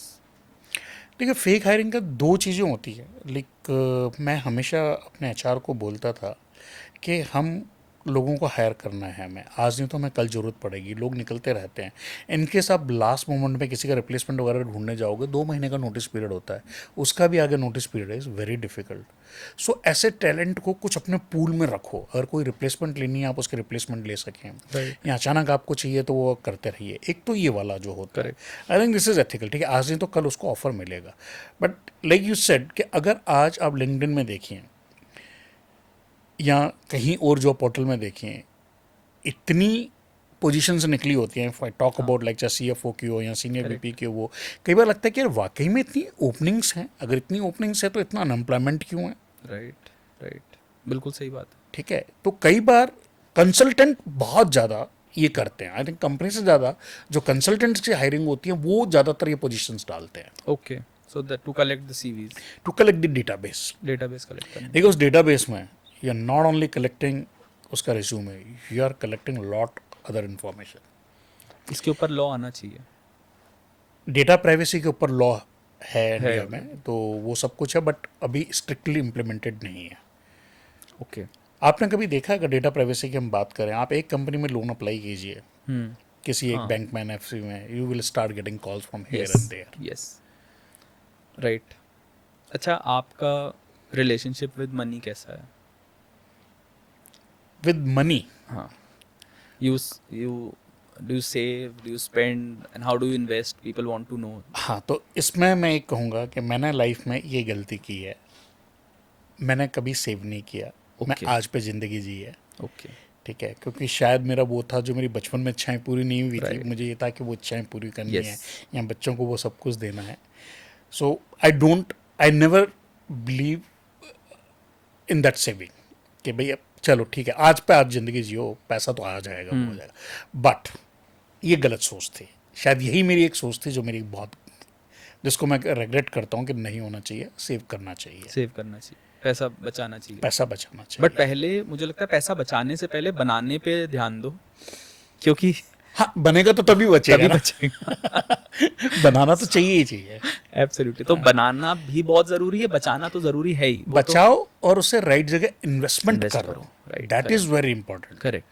क्योंकि इन्वेस्टमेंट के बहुत सारे आजकल दिखते हैं, और आजकल तो देखो पता नहीं इतने इन्वेस्टर इन्फ्लुएंसर हैं, एडवाइजर्स हैं, I think we'll need to get Shlok on the podcast, he will tell us better. तो हर चीज़ के फायदे नुकसान हैं। अब जैसे कई लोग रियल एस्टेट में बहुत पसंद करते हैं, बट समहाउ मैं रियल एस्टेट को पसंद नहीं करता हूँ, क्योंकि रियल एस्टेट में मैंने जब भी किया हाँ, नुकसान ही उठाया है, इट हैपेंस। जो थोड़ा बहुत मैंने किया है। और सेकंड क्या होता है, liquidity is big issue in real estate. Real estate में लिक्विडिटी बहुत बड़ा इशू। Correct, correct. तो हम डील के बारे में बात कर रहे थे। इस डील के बाद how has life changed for you after this deal? To be honest not much. Not much. हाँ, बस हाँ, एक ये लग गया कि मैंने ये डील किया है। अगर आप कहें तो CFO की लाइफ में जो 2 बड़े टारगेट वो होते हैं कि 2 मुझे अचीवमेंट करनी है, एक होता है मुझे M&A करना है और दूसरा होता है मुझे IPO निकालना है। तो मैं हमेशा, मेरा था कि मुझे IPO निकालना है, IPO निकालना। But something happened because of which हम ACL का IPO ना निकाल के, राइट। वो एक्विजिशन का एक ऑफर आ गया तो हमने वो कर लिया। क्योंकि जब ये एक्विजिशन डील हुई जून में, मतलब एग्रीमेंट साइन हुआ है जून 2021 में एग्रीमेंट साइन हुआ है, और बिकॉज ऑफ द कोविड हमारे सेक्टर की री रेटिंग हो गई। अच्छा। So there was a company जो कि लिस्टेड स्पेस पे थी, उसका share price within 1 year हमारे ही सिमिलर स्पेस पे था, मेरे को नाम याद है। 27x हुआ था। हाँ, Tanla solutions. Tanla platform. Yes, Tanla platforms. तो पूरी सेक्टर की री रेटिंग हो गई थी। Right, correct, correct. अभी कॉर्पोरेट के अंदर रिटायरमेंट एज तो 3 एज हैं। स्विच एज जो पहले 5 साल 10 साल हुआ करती है, 3 साल हो गई है। जनरली बोलते हैं कि 3 साल में कर लो स्विच, क्योंकि जनरली भी आप देखो तो प्रमोशंस मेरिट्स पर हो नहीं रहे। एंड यूजुअली मैंने पिछले 10-15 साल में देखा कि जब आप स्विच करते हो तो आपको ज़्यादा बढ़िया प्रमोशन मिलता है, ज़्यादा अच्छा पैकेज मिलता है, क्योंकि उसको नीड है, आप सप्लाई दे रहे हो। दूसरी चीज़, रिटायरमेंट एज क्या 45 हो गई अब? क्योंकि 45 के बाद आई रेयरली सी जो मिडिल मैनेजमेंट में वो अपर मैनेजमेंट में जा रहा हो। ये आर्मी में तो सुना था मैंने, आर्मी एयरफोर्स में तो कई लोग मेजर वो कर्नल से ले लेते हैं क्योंकि उसका Yes. प्रमोशन के चांसेस बहुत ही बहुत रेयर है। रेयर होते हैं, तो इसलिए ज़्यादातर लोग वो ले लेते हैं। बट यहाँ जो सबसे बड़ा वो है कि अगर आपके पास राइट एक्सपीरियंस है, क्वालिफिकेशन है, आई थिंक आप ऊपर जाएंगे। क्वालिफिकेशन इज़ मस्ट आज के डेट में। अगर आपको CXO लेवल पे पहुँचना है या VP लेवल पे पहुँचना है,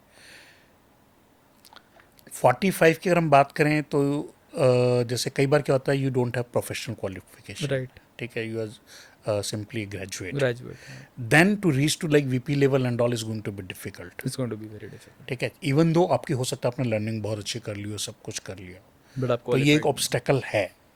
बिना प्रोफेशनल क्वालिफिकेशन के फाइनेंस फील्ड में आपको कोई आगे लेके नहीं जाएगा। Okay. MBA finance versus professional ACCA CFA CMA CA, आप किसको हायर करोगे? देखिए अगेन इसमें क्या जॉब प्रोफाइल क्या है, like in case it is relating to FP&A role, financial planning analysis, या फिर इन्वेस्टमेंट बैंकिंग से रिलेटेड है, तो वहाँ FP&A में तो I am okay with both, both कि MBA चाहे फाइनेंस भी चलेगा और मतलब ये MBA फाइनेंस भी चलेगा, ACCA CA वगैरह भी चलेगा, उसमें कोई वो नहीं है। बट अगर when it comes to like pure accounting वाला, वो वाला जो होता है कंट्रोलर वाला जो रोल होता है, वहाँ पर मैं MBA फाइनेंस को नहीं लूंगा। When it comes to like controller में आप MBA फाइनेंस को नहीं लोगे? नहीं लूंगा। क्या रीजन, कोई स्पेसिफिक रीजन? क्योंकि जो हम कंट्रोलर की बात करते हैं ना, उनका जो अकाउंटिंग में इतना अच्छा वो स्ट्रांग नहीं होते हैं, they need to understand the accounting and all correct properly, correct. ठीक है। जो हम कहते हैं internal control, internal financial control वगैरह पे उनका इतना नहीं होता है, तो इसलिए ये रोल ज़्यादा इनको सूट करता है। But when it comes to like investment banking या M&A प्रोफाइल, वहाँ I will prefer MBA finance. Investment क्या ज़्यादा फास्ट ट्रैक रूट है, कंट्रोलर और IB, कहाँ से आप चीफ बनोगे? दोनों ऑल टुगेदर डिफरेंट है। I have seen, but fast track क्या है ज़्यादा? आप एक MBA फाइनेंस वाला बंदा जो टॉप 20 स्कूल से है, ये कंट्रोलर प्रोफाइल में कोई क्वालिफिकेशन, कौन ज़्यादा तेज आगे जाएगा? आई हैव सीन अभी रिसेंटली एक जो कि IB बैकग्राउंड से है, MBA फाइनेंस है, he reach to CO level, okay. ठीक है। तो सीधा like from he was heading the M&A division, और वहाँ से सीधे CEO बन गए। ना कोई बिजनेस का बना, ना कोई कुछ बना उस कंपनी का, ओके। ठीक है। तो वो भी एक वो होता है, इधर ये होता है कि कंपनी आप में क्या वैल्यू देखती है उस वक्त, कंपनी क्या वैल्यू? हाँ, आपकी क्या स्किल सेट आपने डेवलप की है, सब उन चीज़ों पर बहुत डिपेंड करता है। CEO बट अगर आप जनरली एक मुझसे बात करें, बहुत रेयरली इवन दो कई CFO CEO बने हैं हाँ, और सक्सेसफुली बने हैं, MD भी हमारी Margherita Della Valle, she was the CFO Vodafone, she become a CEO। तो बहुत वो हैं। बट इंडिया में आज भी इस कॉन्सेप्ट को उतना वो नहीं देखा जाता। बहुत ही कम CFOs हैं जो इंडिया में जो CEO का रोल कर रहे हैं। Right. Somehow I don't no वो ऐसा क्यों सोचते हैं कि एक CFO CEO नहीं बन सकता, तबकि एक CFO को जितनी नॉलेज होती है, देखो कुछ CFO होते हैं जो कंट्रोलरशिप का काम कर रहे हैं बट नाम के लिए CFO, हाँ। They are not CFO। They're not एक running the CFO वो होता है जो बिजनेस को समझता है, बिजनेस की बारीकियों को समझता है। अगर आप वो हैं तो आपसे बेहतर CEO कोई नहीं बन सकता। करेक्ट, बिल्कुल। जूम आउट करना आ जाता है ना आपको, आप क्योंकि आप एज अ कंट्रोलर आप जूम आउट नहीं कर रहे, आप वहीं काम करे जा रहे हो, वही कंट्रोलरशिप में ही उसी में आप जूम आउट करके ये नहीं देख रहे हो कि यार बिजनेस कहाँ जा रही है। राइट। मैं कंट्रोल्स बहुत अच्छे कर लिए, अपना धंधा है नहीं मेरे पास तो मैं उन कंट्रोल से क्या करूँगा? अच्छा, एज अ चार्टर्ड अकाउंटेंट पहले 5 साल तो बहुत अच्छे कटते हैं, फर्स्ट 5 years। उसके बाद क्यों ये जो ISBs of the world, IIMs of the world, या आप SP जैन जो SP जेमर हो गया, MDI गुड़गांव हो गया, या टॉप 15-20 बिजनेस स्कूल्स के इनके एलुमनाइज को देखो और CA के एलुमनाइज को देखो, तो दे फार आउट। पहले 5 साल ये नीचे रहेंगे, CAs will always have a upper hand, ज़्यादा बड़ा पैकेज ज़्यादा, बट 5 साल के बाद यहाँ रुक जाएगा और ये जो MBAs हैं they will zoom past these people. And in fact मैं MDI गुड़गांव के अगर पिछले 5 उसमें देखो तो पिछले 5 जो भी बंदा 10 साल से ऊपर MDI गुड़गांव का पास आउट और वो कॉर्पोरेट में लगा है, वो 1 CR प्लस पर है लगभग, मतलब मेजॉरिटी बोल रहा हूँ, वो एक्सेप्शंस हमेशा होंगे, बट मेजॉरिटी बोल रहा हूँ सीएज में बहुत कम नज़र आता है कि इस तरह के पैकेजेस पर लोग हैं। देखिए सीए में भी आप देखेंगे जो बिग फोर में काम किए हैं, कंसल्टिंग बैकग्राउंड, अच्छी कंसल्टिंग कंपनीज में गए हैं, वो ग्रोथ कर जाएंगे। ओके, ठीक है, जो बाकी जगह जैसे मैंने बताया कंट्रोलरशिप वगैरह या इसमें अकाउंट मैनेजर और ये वाला रोल कर रहा है, वो आगे ग्रो ज़्यादा नहीं कर पाते हैं।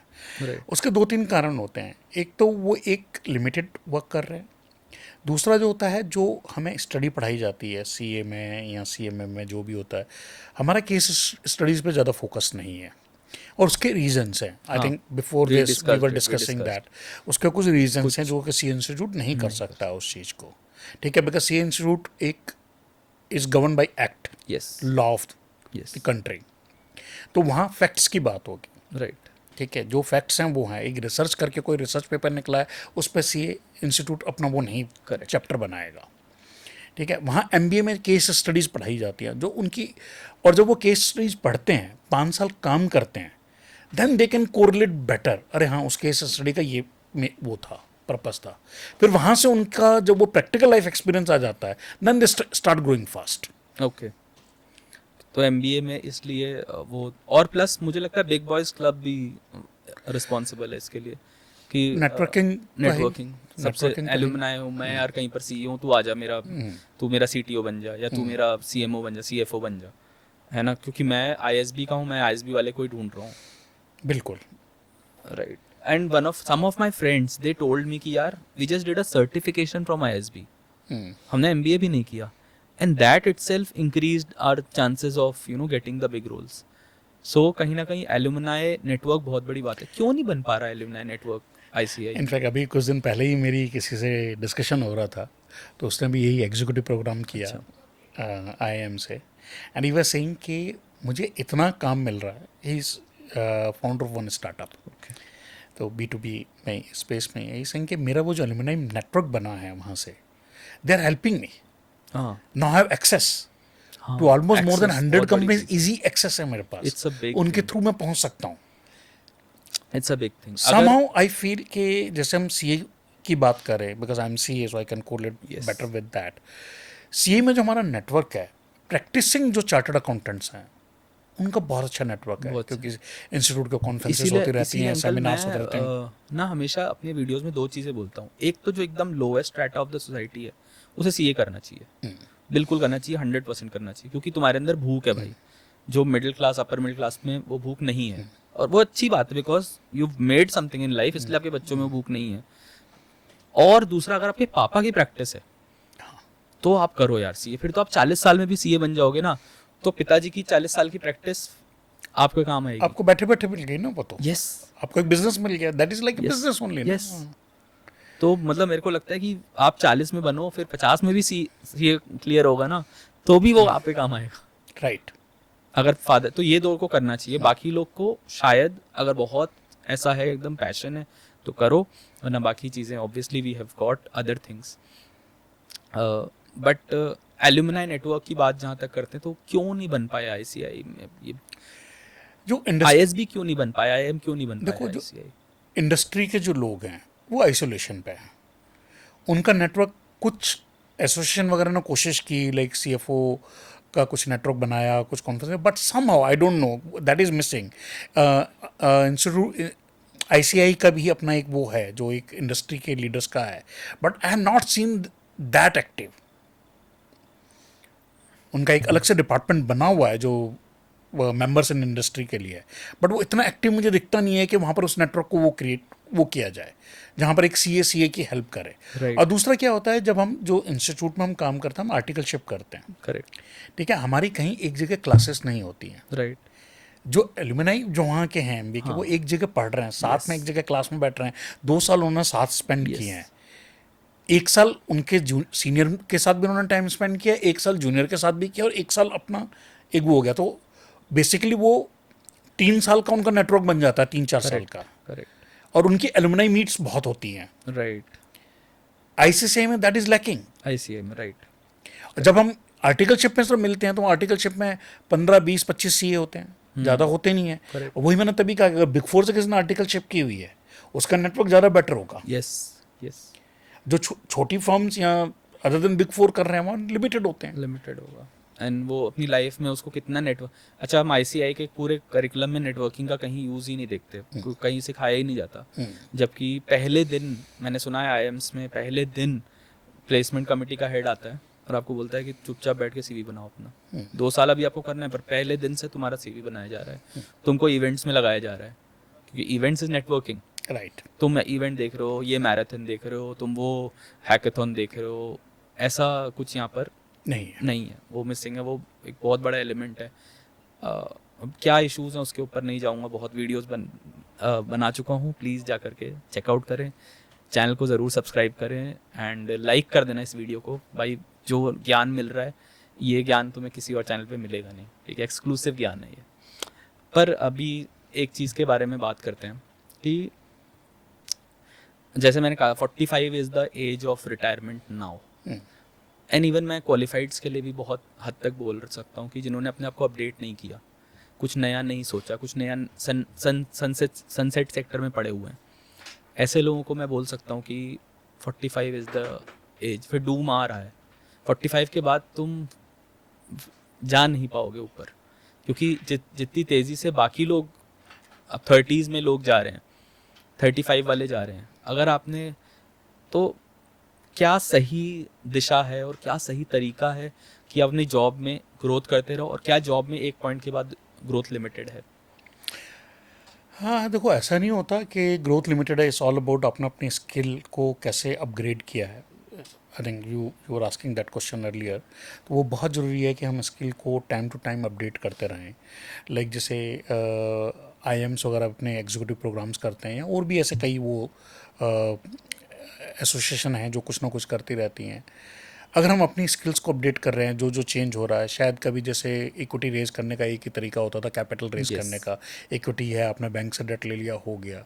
आजकल इतने ऑप्शंस आ गए हैं, इतने स्ट्रक्चर्ड प्रोडक्ट हो जाते हैं, अगर आपने अपने आप को उनको अपडेट नहीं किया है तो आप अपनी स्किल मार्केट के हिसाब आप नहीं चल रहे हैं। राइट, ठीक है। और क्या होता है कि कई बार जैसे अगर ले ऑफ हुआ, आपकी स्किल आपने अपग्रेडेड नहीं की है, तो सबसे पहले वही लोग जाते हैं राइट, जिनको किया जाता है।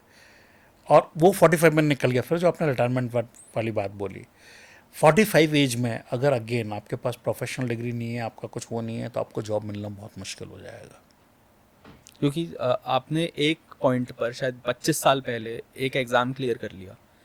ये UPSC जो मेरा बहुत ही फेवरेट टॉपिक है, और आप लोग किस टॉपिक पे बात चाहते हो कि हम सर के साथ करें, दोबारा मैं इनको लेकर के आऊँगा पॉडकास्ट के अंदर, और मुझे नीचे कमेंट्स के अंदर बताओ कि कौन से टॉपिक्स आप चाहते हो कि मैं इनसे बात करूँ, और कौन से क्वेश्चंस हैं यार। क्वेश्चंस भेज दो, बिल्कुल मतलब भर भर के भेज दो, टेंशन मत लो। मैं सर का लिंक्डइन भी नीचे डाल दे रहा हूँ, सब डिस्क्रिप्शन के अंदर मैसेज में आपको फर्स्ट पिंड मैसेज मिल जाएगा, वहाँ सर का लिंक्डइन आपको मिल जाएगा। आप जाओ, सर को फॉलो कर लो, एंड बहुत सारा ज्ञान मिलता रहता है। लिंक्डइन से भी बहुत सारे बढ़िया बढ़िया पोस्ट आते रहते हैं, मैं तो फॉलो करता हूँ भाई, और बहुत सारी ज्ञान जो यहाँ से निकलता है वो यहाँ से आता भी है। तो अब मतलब ये अगर आपने 25 साल पहले एक काम किया, और ये UPSC के लिए भी ट्रू है कि यार तुमने एक UPSC क्लियर कर लिया था, उसके बाद तुम किसी कस्बे में पड़े हुए हो और तुमने अपने आप को अपग्रेड नहीं किया है, you are not at par with the people जो नए आ रहे हैं या जो अपग्रेड करते आ रहे हैं। तो अपने आप को अपग्रेडेशन हर कितने सालों पे ज़रूरी है? 5 साल, 10 साल? हाँ, I think 5 years. Every 5 year you to upgrade yourself. आज की तारीख में इतना फास्ट हो रहा है, थिंक आने वाले टाइम में शायद ये 3 ईयर्स हो जाएगा, जिस हिसाब से चीज़ें फास्ट मूव हो रही है। राइट। और मैं मतलब मैंने देखा कि मोस्टली लोग ChatGPT जो यूज़ कर रहे हैं या Gemini Pro यूज़ कर रहे हैं, वो सिर्फ इसलिए कर रहे हैं कि अच्छा ये वाला क्वेश्चन पूछ लूँ, ये रिसर्च कर लूँ, वो उसके बियॉन्ड नहीं जा रहे। सो आई थिंक AI बहुत बड़ा है। AI का रोल आने वाले टाइम में कंपनीज़ के अंदर भी काफ़ी हद तक होने वाला है। जैसे मैं आपको बताऊँ, मैंने अपनी staff cost, I think it has come down to just 1/4। जितना खर्चा मैं पहले करता था, AI के आने के बाद we've reduced our staff cost like anything. और ये होने वाला है, और अब हम बहुत सारा काम जो है वो आउटसोर्स कर देते हैं, बहुत सारा काम। तो आई थिंक वही गिग इकॉनमी की जो हमने बात करी थी, AI के आने के बाद वो बढ़ जाएगा और बहुत तेज़ हो जाएगा। तो हर 5 साल पर आप कह रहे हो कि हमने अपने आप को अपग्रेड करते रहना है? अपग्रेड करते रहो, देखो ज्ञान तो जहाँ से मिले ले लो, हाँ। Like you talked about LinkedIn, yes, तो मैं किसी भी सोशल नेटवर्किंग में उसमें नहीं हूँ एक्सेप्ट लिंक्डइन। Except LinkedIn. मैं इंस्टा में नहीं हूँ, मैं फेसबुक में नहीं हूँ। फेसबुक में बहुत पहले होता था, मैंने सालों पहले अकाउंट डिलीट कर दिया, ठीक है। लिंक्डइन मेरे को जो काफ़ी ज्ञान मिलता है, कई लोग बहुत अच्छे पोस्ट डालते हैं, ठीक है। लिंक्डइन भी आजकल कई जगह मतलब लोगों फेसबुक वाले भी पोस्ट डालने लग गए हैं, बट स्टिल आई थिंक 80% उसमें अच्छा कंटेंट होता है। हाँ, लिंक्डइन में कुछ सीखने लायक। हाँ, कुछ सीखने लायक काफ़ी कुछ मिलता है। Right, right. और मैं डेली कम से कम 1 घंटा लिंक्डइन में बिताता हूँ। अच्छा, that's great.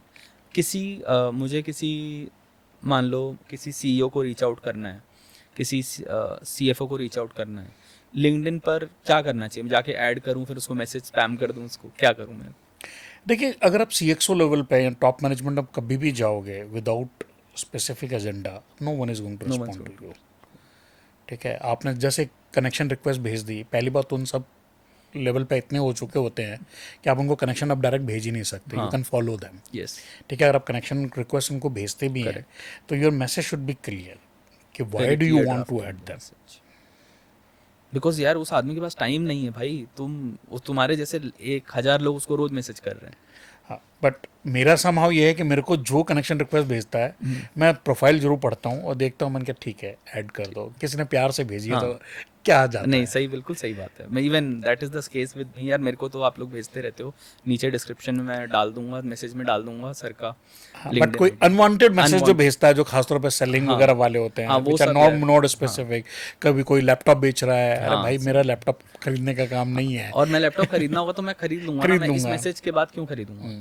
Right, so that's I think काफ़ी हमने इस पॉडकास्ट के माध्यम से बहुत सारा ज्ञान लिया, एंड आगे भी लेते रहेंगे। तो आप लोग प्लीज़ मैसेज कर करके बिल्कुल बाढ़ ला दो मैसेजेस की। इस बार कमेंट्स कम से कम 100 कमेंट्स होने चाहिए इस पॉडकास्ट के ऊपर, और लाइक्स का टारगेट रखते हैं गाइस। 100 लाइक्स कम से कम अगर आते हैं तो हम second round of podcast with mister Kartar Singh, who's been 20 years he's been into strategy and CFO roles। तो यार अभी तो this is just the trailer, जो आप ये पॉडकास्ट देख रहे हो, बहुत कुछ जानना बाकी है। So thank you so much uncle for coming and for taking out time for this podcast.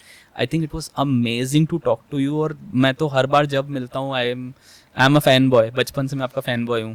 So I learn a lot from you, thank you so much. Thank you very much. Okay guys, so uncle एक minute, ये लोग ना podcast देख जाएंगे, subscribe नहीं करेंगे, तो please एक बार सब्सक्राइब करने को बोल दो। Please subscribe, like, subscribe, comment and share. and share. Okay, thank you guys, thank you so much. Okay, thank you very much.